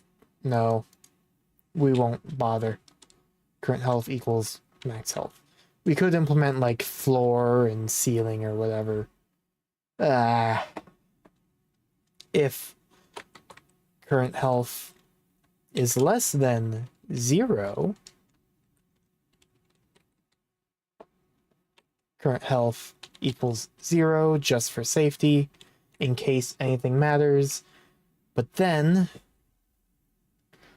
we will try and call a function of the parent node, get parent dot health at 0. Okay.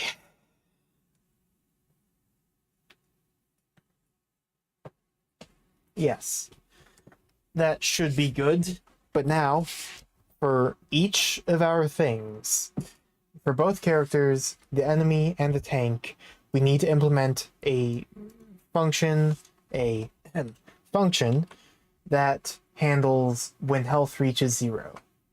Anything other than 0 doesn't matter, just once it reaches 0. Yeah, cool. Anyways, whole point of making this a little node in and of itself is now we can attach it to everything else. Copy, paste. Whoop. Paste and paste.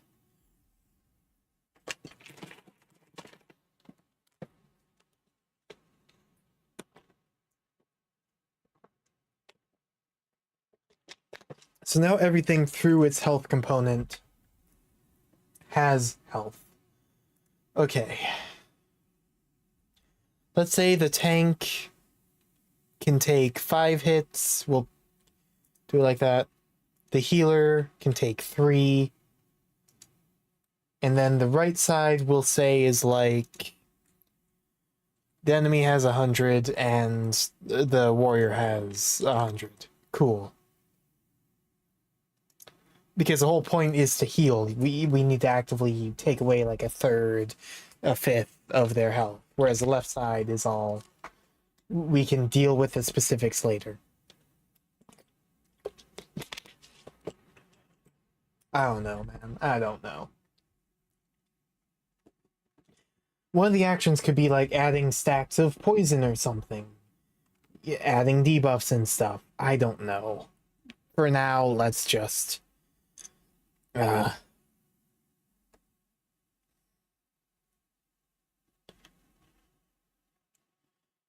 I want the health component itself to also be the health bar? I think I do. I think I do. No reason to have it be separate, is there? Okay. Left character.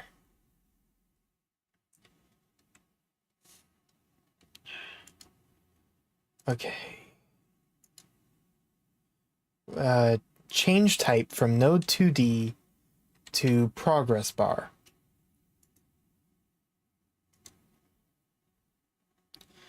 Min value, max value, cool. Show percentage? Sure. Why not? Why not? Why not?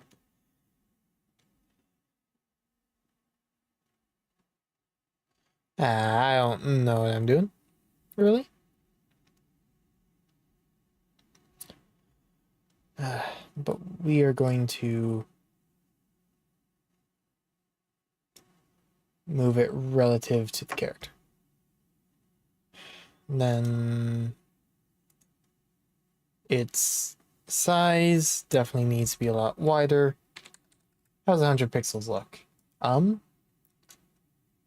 Not enough. 200. Boom. That feels meh.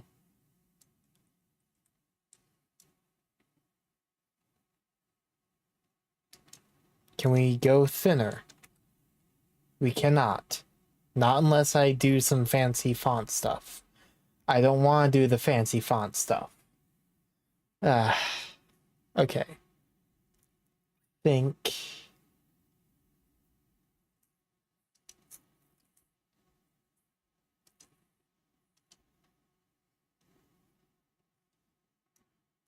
yeah, no, that's not quite what I want. I'm spacing out on how you get only the actual bar to be a different color. I think it's under like theme or theme override. Okay, new theme. It's going to be... we could mess with the font or other stuff. What is this even? Base scale. Source. Okay, theme is not helping, so we are going to clear that. We're doing this through theme override.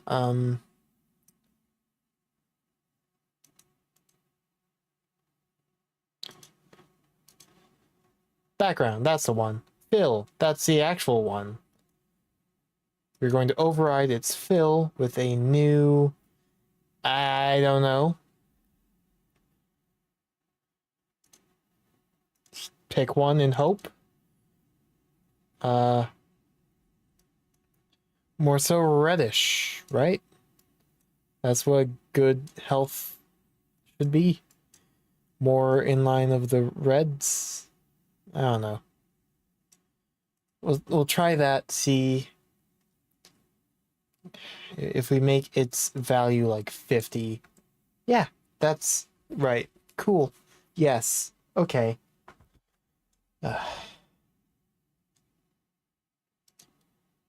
So now we're going to copy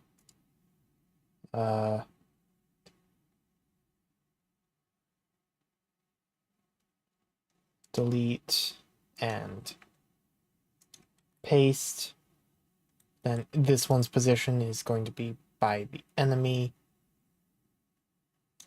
We're just placing these all haphazardly. Paste and delete that one.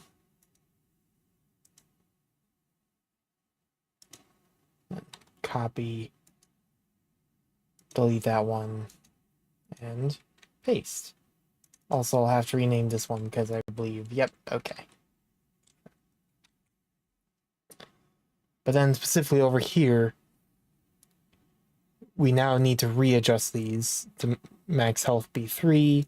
Max value, we could do that in code, but we're just going to say 3. And to test, that's, yeah. Max health, we'll say 5. With a value of like 4 and the max value of 5. Do we want that positioned in the same spot, or do we want it to be like, yeah, because you're actively trying to heal, whereas that's your opponent. So yes, we are going with this. And in fact, specifically, the tank, we want to move that down. Move their health component up, but then move the tank back down. Because maybe we can throw in whatever their enemy is as a visual that doesn't actually do anything, but because what's going to happen is each turn is going to just tick away at their health.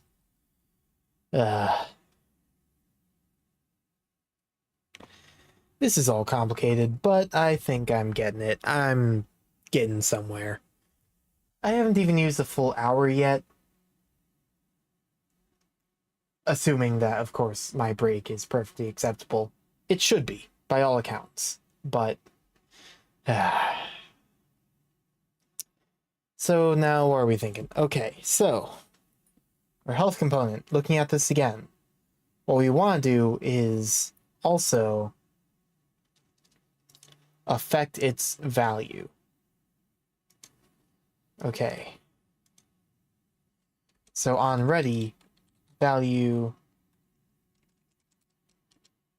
How do you actually get value?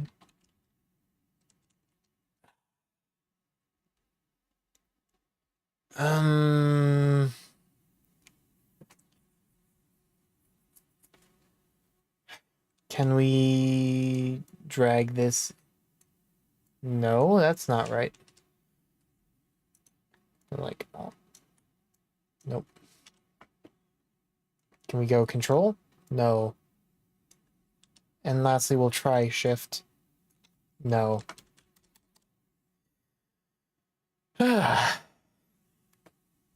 Would be something like range dot value.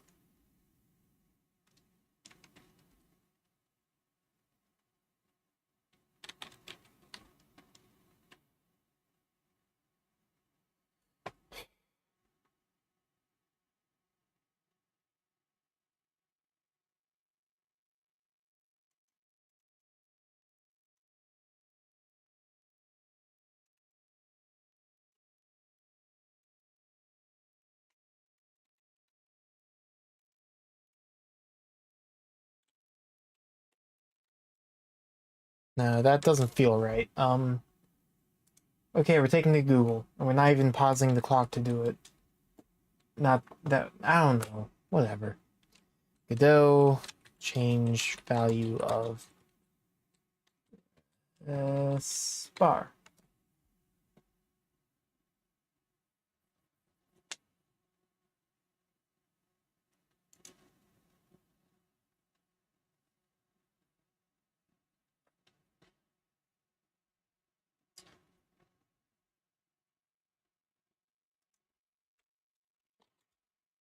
In theory, it should just be either that or self dot value.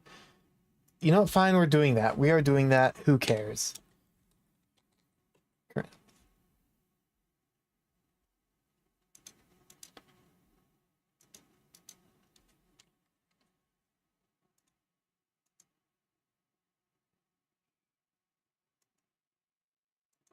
And then we're going to do that.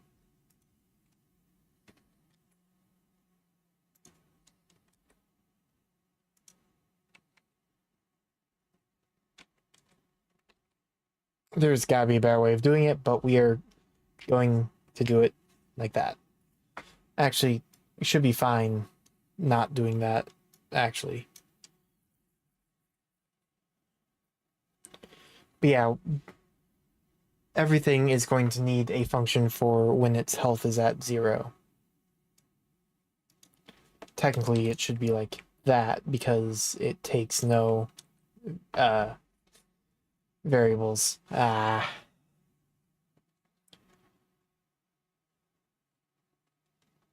So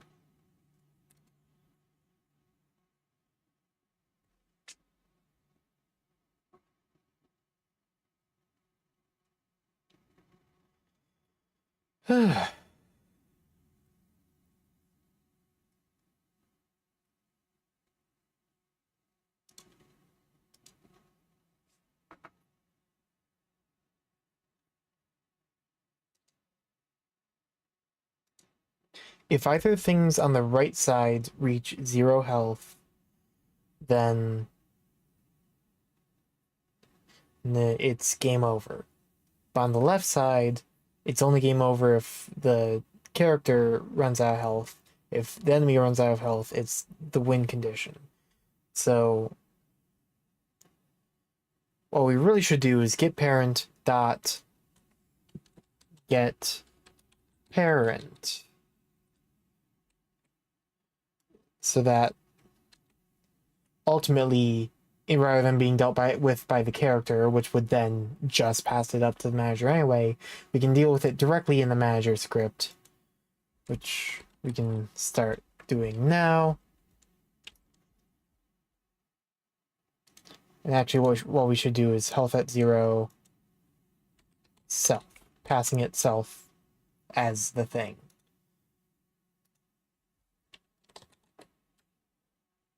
Or up here would be node. Oh, we shouldn't. Dead node. There we go.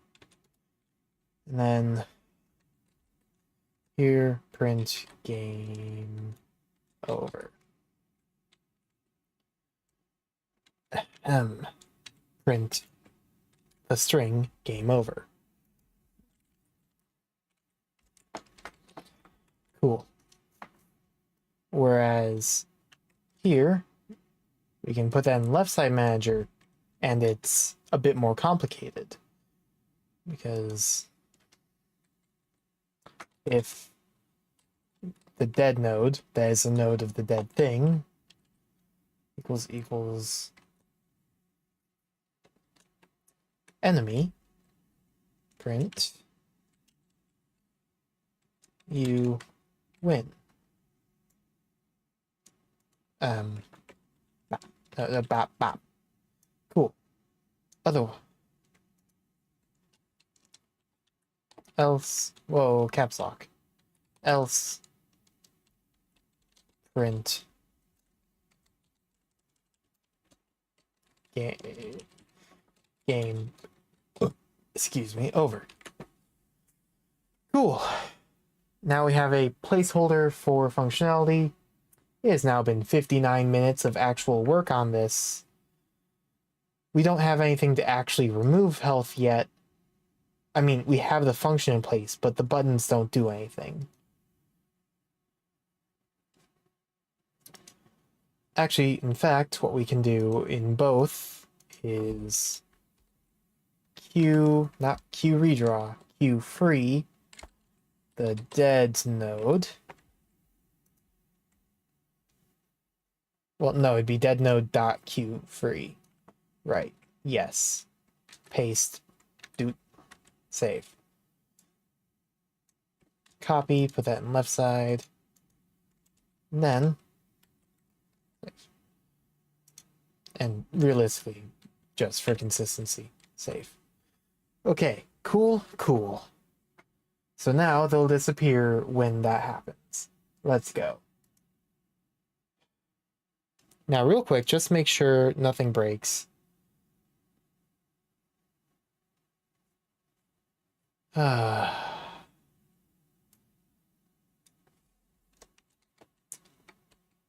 That's why it wasn't working. Right, there we go. That explains everything. Let's go. So on the left side, we'll have our battle against like a dragon or something, or maybe even just a goblin. Who cares? Battle against a monster. Gotta find some assets to just plug in. We'll deal with that probably in our third hour. We are now entering our second hour. It has been 1 full hour now. But yeah, on one side, we have basic battle that doesn't need complications. On the right side, we have the healer. We don't have a bar for MP though, and we are going to want that.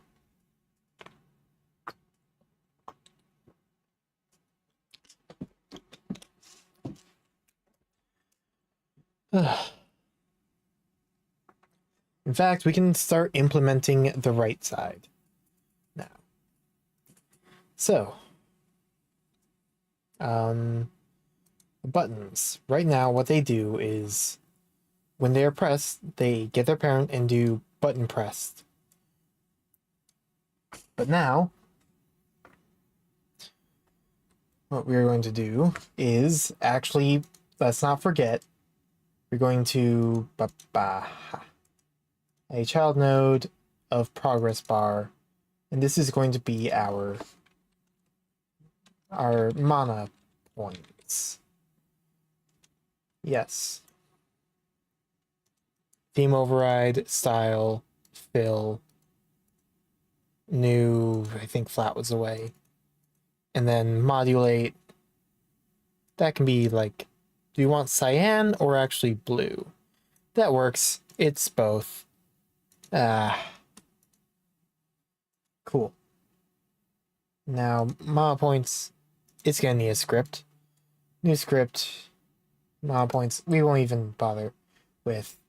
Okay, so, looking at the health components, we can copy a lot of this and just plug it in.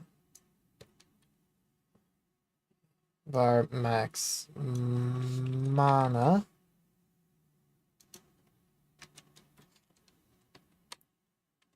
Export var.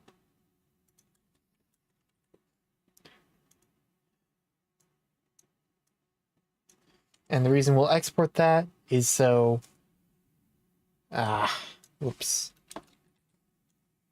Is so that we can start the battle without any mana if we want.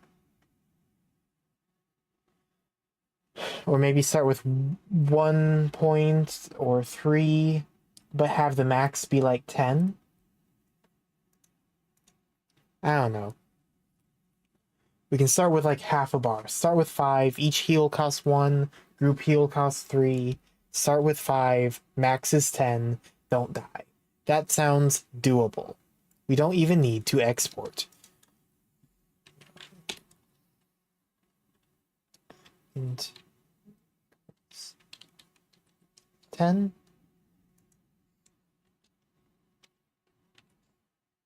Cool.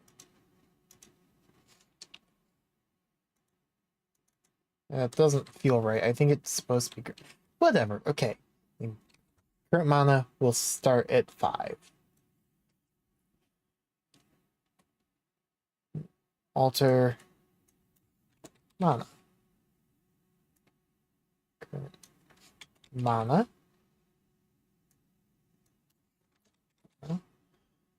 I really should just find and replace, but I forget the keybind.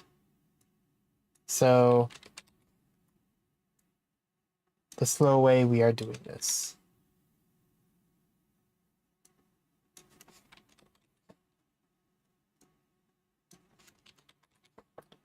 We don't need to do anything for that. Cool. Real quick, nothing breaks, right? Well, we hadn't actually put the thing where it needs to be. Heh.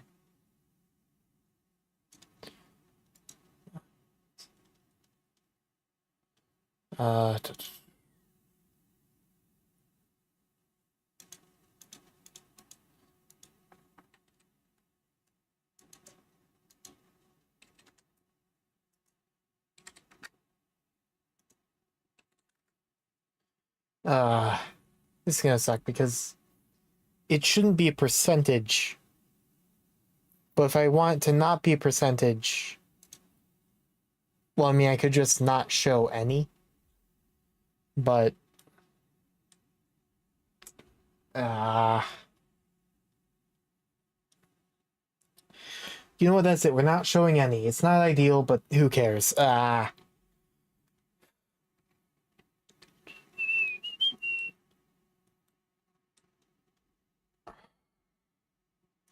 could even make it so the health components don't show percentage.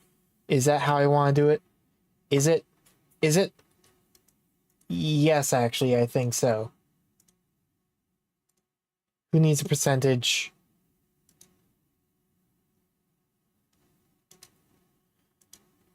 Okay, back to MP. We need to do layout, transform, size. Y of like size of, let's see how.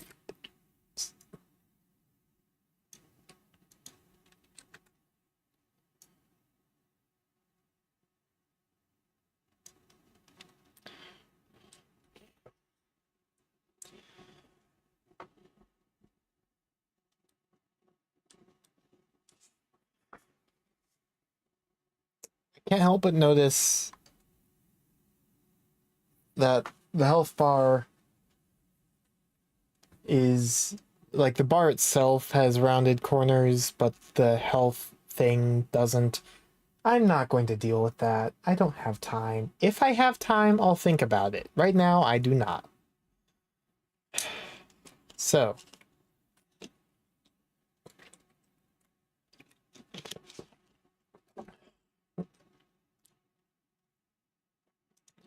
Max value is 10.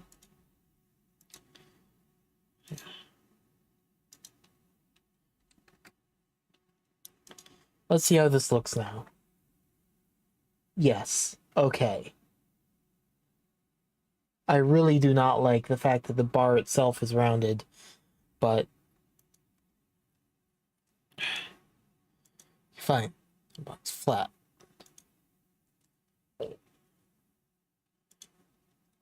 It's not ideal. Do it for the health components as well. Theme override style. Back. Do that. And now do it to each individual one.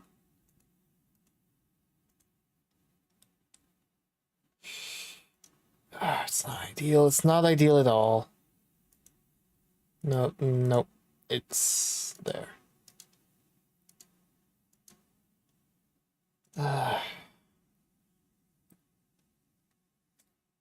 And boom. Boom. Okay, looking at now. Still don't like the looks of this, but it works for now.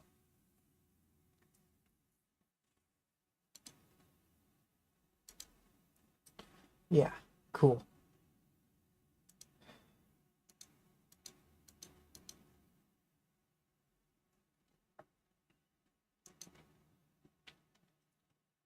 So now that we have that set up,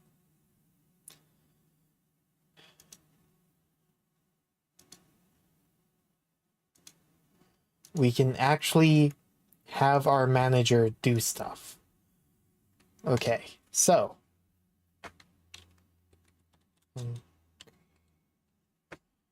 What exactly did I call it again? Activate. No, the button pressed.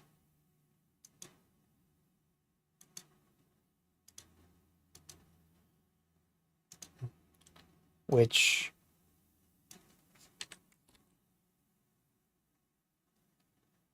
Right.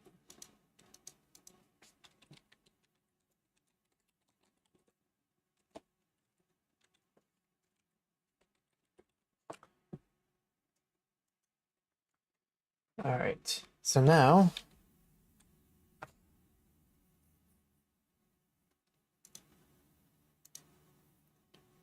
Let me get...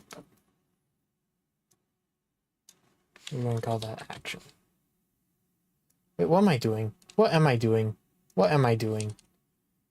That's it. We're returning that to how it was, even though it's inconsistent with how I do everything else, because we already had button pressed. So what we're going to do now is, instead of doing like that, we're going to do if action name. No. We forgot to give main a script. So what we had a plan. So for now, we'll just pass so it doesn't yell at us too much. New script, main, cool. We need variables. Var. What were we thinking again? We need button pressable of type bool equals, we'll say it's true out the gate. The moment the game loads, you can press the button. And then var game end of type bool equals false. So then what we can do in our managers, starting with the right side, if get parent dot game end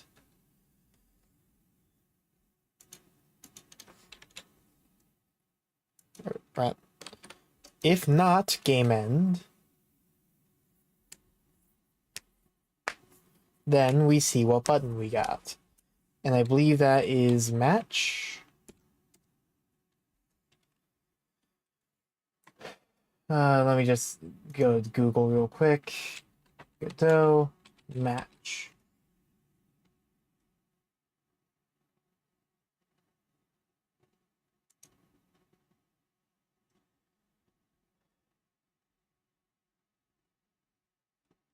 Right, yes. So we go match action name. So we had gather MP with a capital G. P. It will be, so this is from the right manager, so it should be is it alt? And it's a string.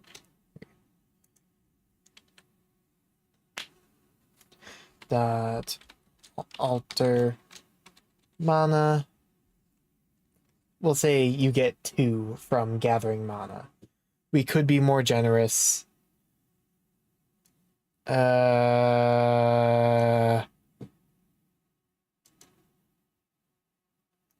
We'll consider it later.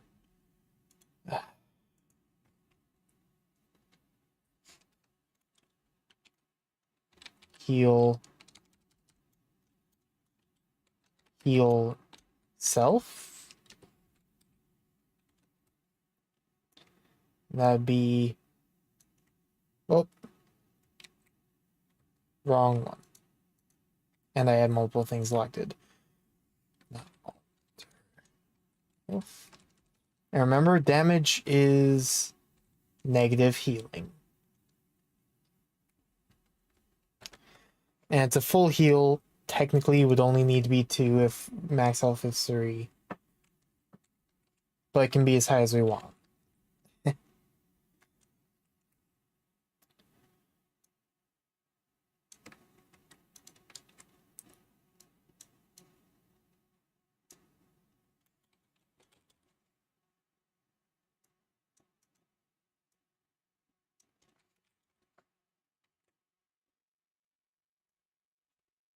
Then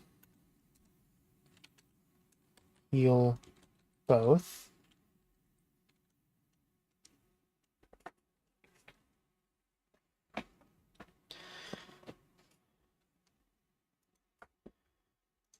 It will be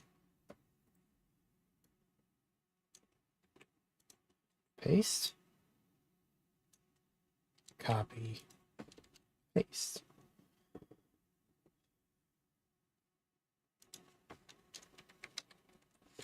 If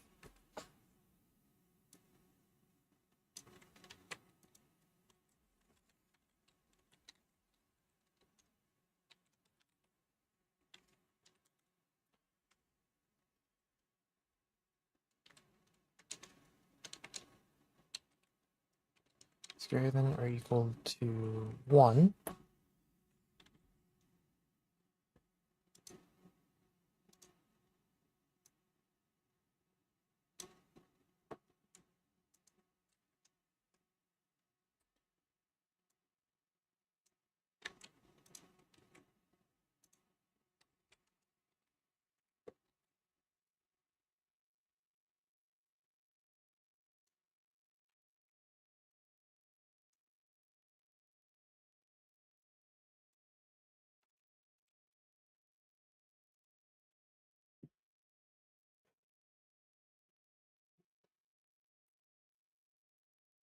and then I think for simplicity we could just have it do nothing if there's not enough mana, not even throw an error or anything.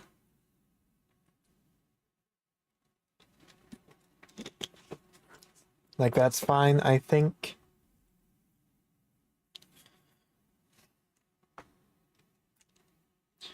And then if current mana, because again we are whoa, bop, bop. We're assuming healing both will cost 3. And then subtract 3.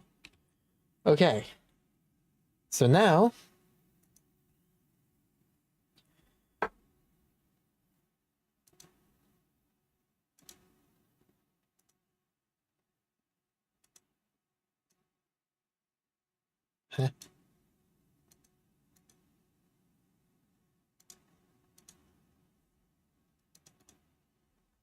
oh, ahem. Ahem. Heal both is heal team. So now boom, boom, boom, boom, boom, boom, boom, boom, boom, boom, boom.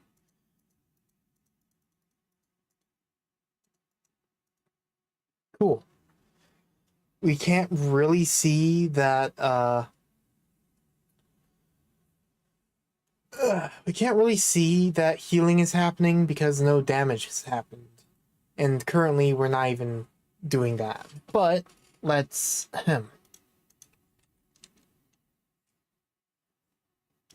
So if the game is not over and well, wrong. It's been a while. And get parent dot button pressable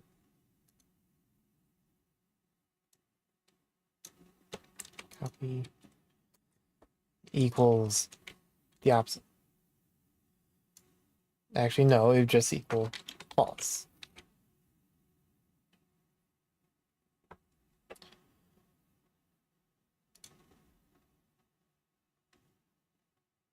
Right, because this is happening in the manager, which is connected to main.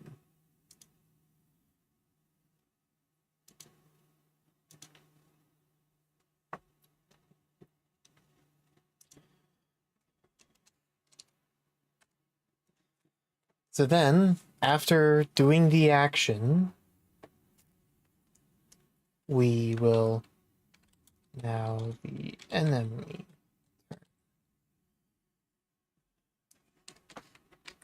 await get tree dot create timer of 1.1 second. We'll say to start out.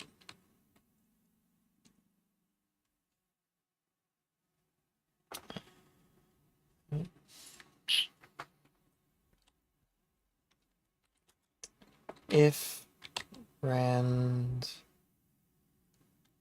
f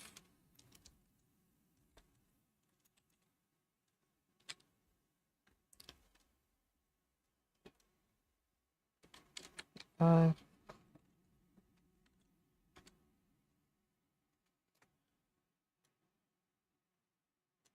or we'll say actually rand f is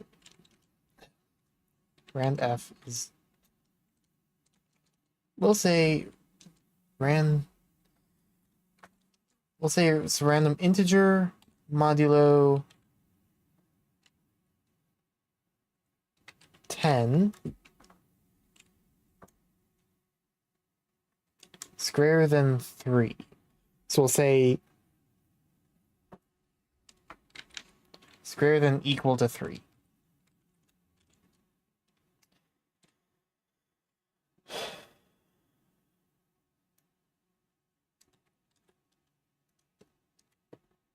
So it'll either target the tank 70% of the time or the healer 30% of the time.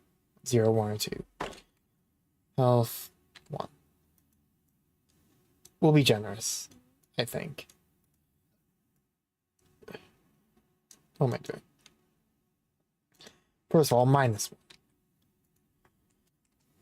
Else. And that's when we get the right character. So 3 and 10 attacks will ping the healer. Otherwise, it's the tank.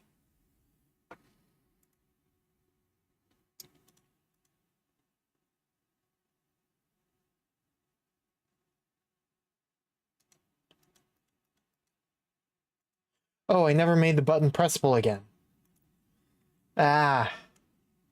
Also, I shouldn't be doing it in the right side manager because it also... this isn't how I want to do it. This is not how I should be doing it.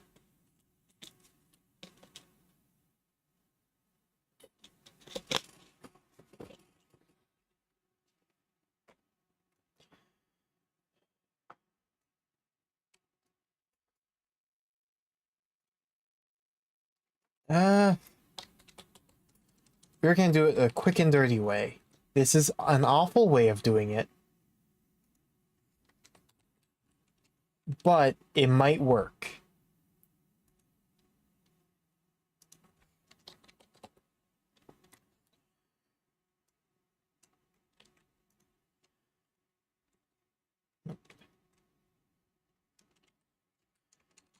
There are a few reasons why this is awful, but the way we're setting up our code, this is just a quick and dirty way of solving things when we're almost halfway through our time.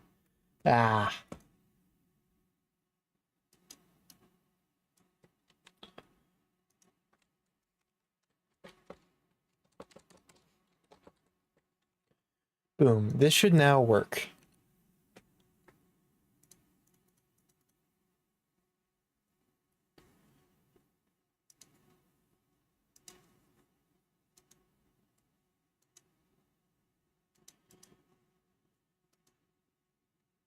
Okay, I can already tell you this is not balanced.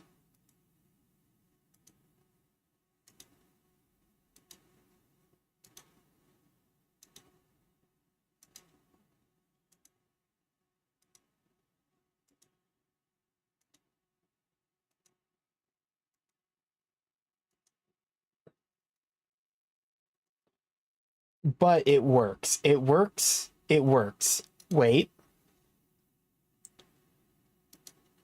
It works.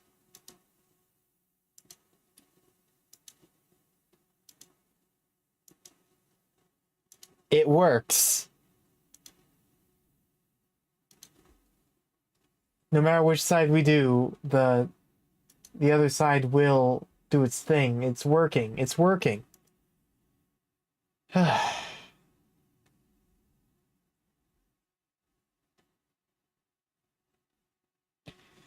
So we do run the risk of doing an action on one side while the other shouldn't be. But this is a game jam. So, first of all, gathering mana will now only give you 1 point of mana. Alternatively, we can make it so heals cost more.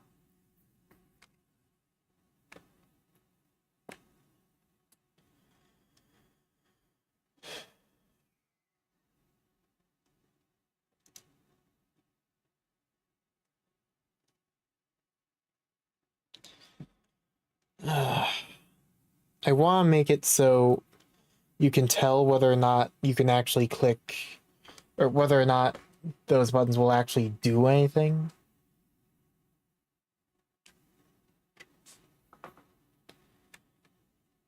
But why do that when I can just go back here?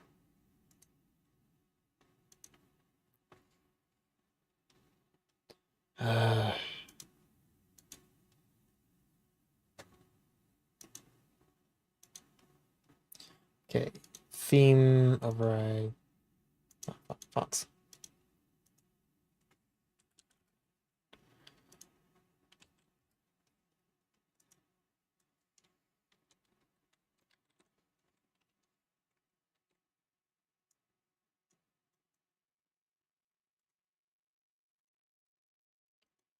Gather 2 MP.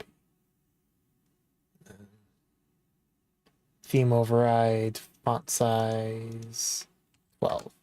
Nice.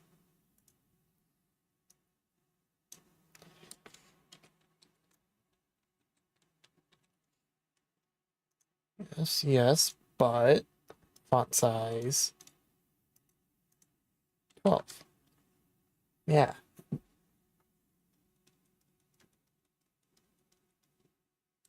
If anyone notices that and cares, it's not my problem. And then last... Wait, no, heal tank is 1 MP. Also, I did change it, so it is now gathering 1 MP.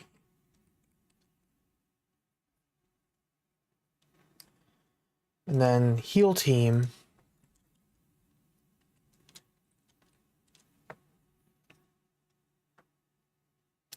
Theme override, font size of 12. Okay, that one's more noticeable, so we'll go 11. Unless we go 12 and then go bop, bop. Then we can do the same thing with these. That one can stay as is, but this... Whew. We have the right side functional. We are approaching very closely to 1.5 hours done, and therefore 1.5 hours remaining. This is where we're at, by the way. This is intense. Just knowing we're halfway there.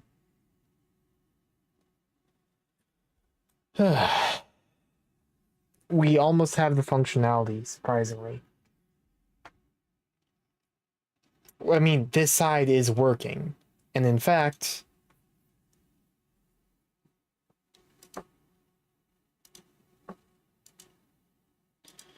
Let's say I let us die. That's what I thought. Okay. So, first of all... Health component. Well, we'll stop that. So...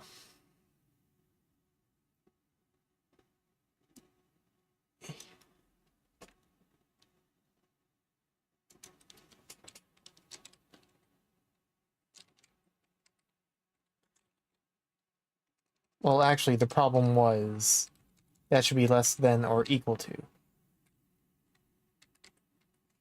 We can do that just for safety as well. Will not change anything.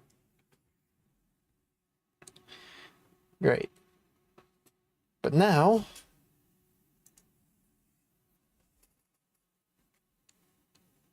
we want to make health at 0. Also, go and get parent dot game end equal true.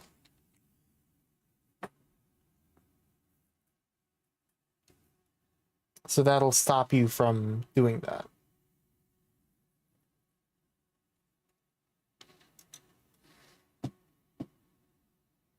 So now if we just let ourselves fail to heal ourselves,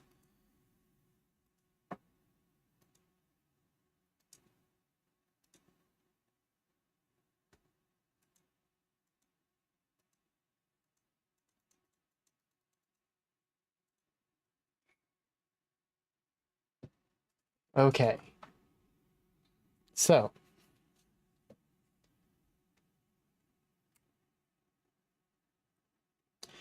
one thing that I'm noticing is passing itself. When really what we should be doing is passing its parent. So that way, when the healer dies because you're too busy trying to get the left side to work, yeah, that's what I want.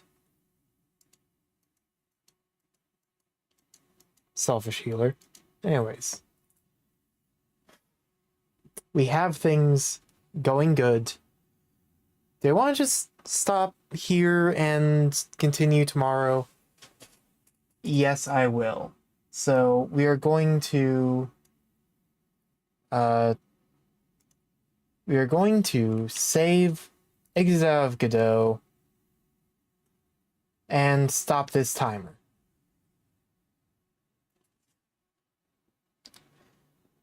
That was something. That sure was something. Halfway through our allotted time,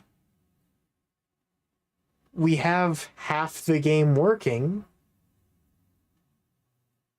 I'm probably going to go over the 3 hours, but it's still possible that I don't.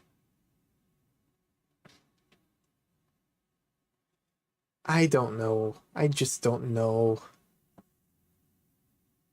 I'll figure things out.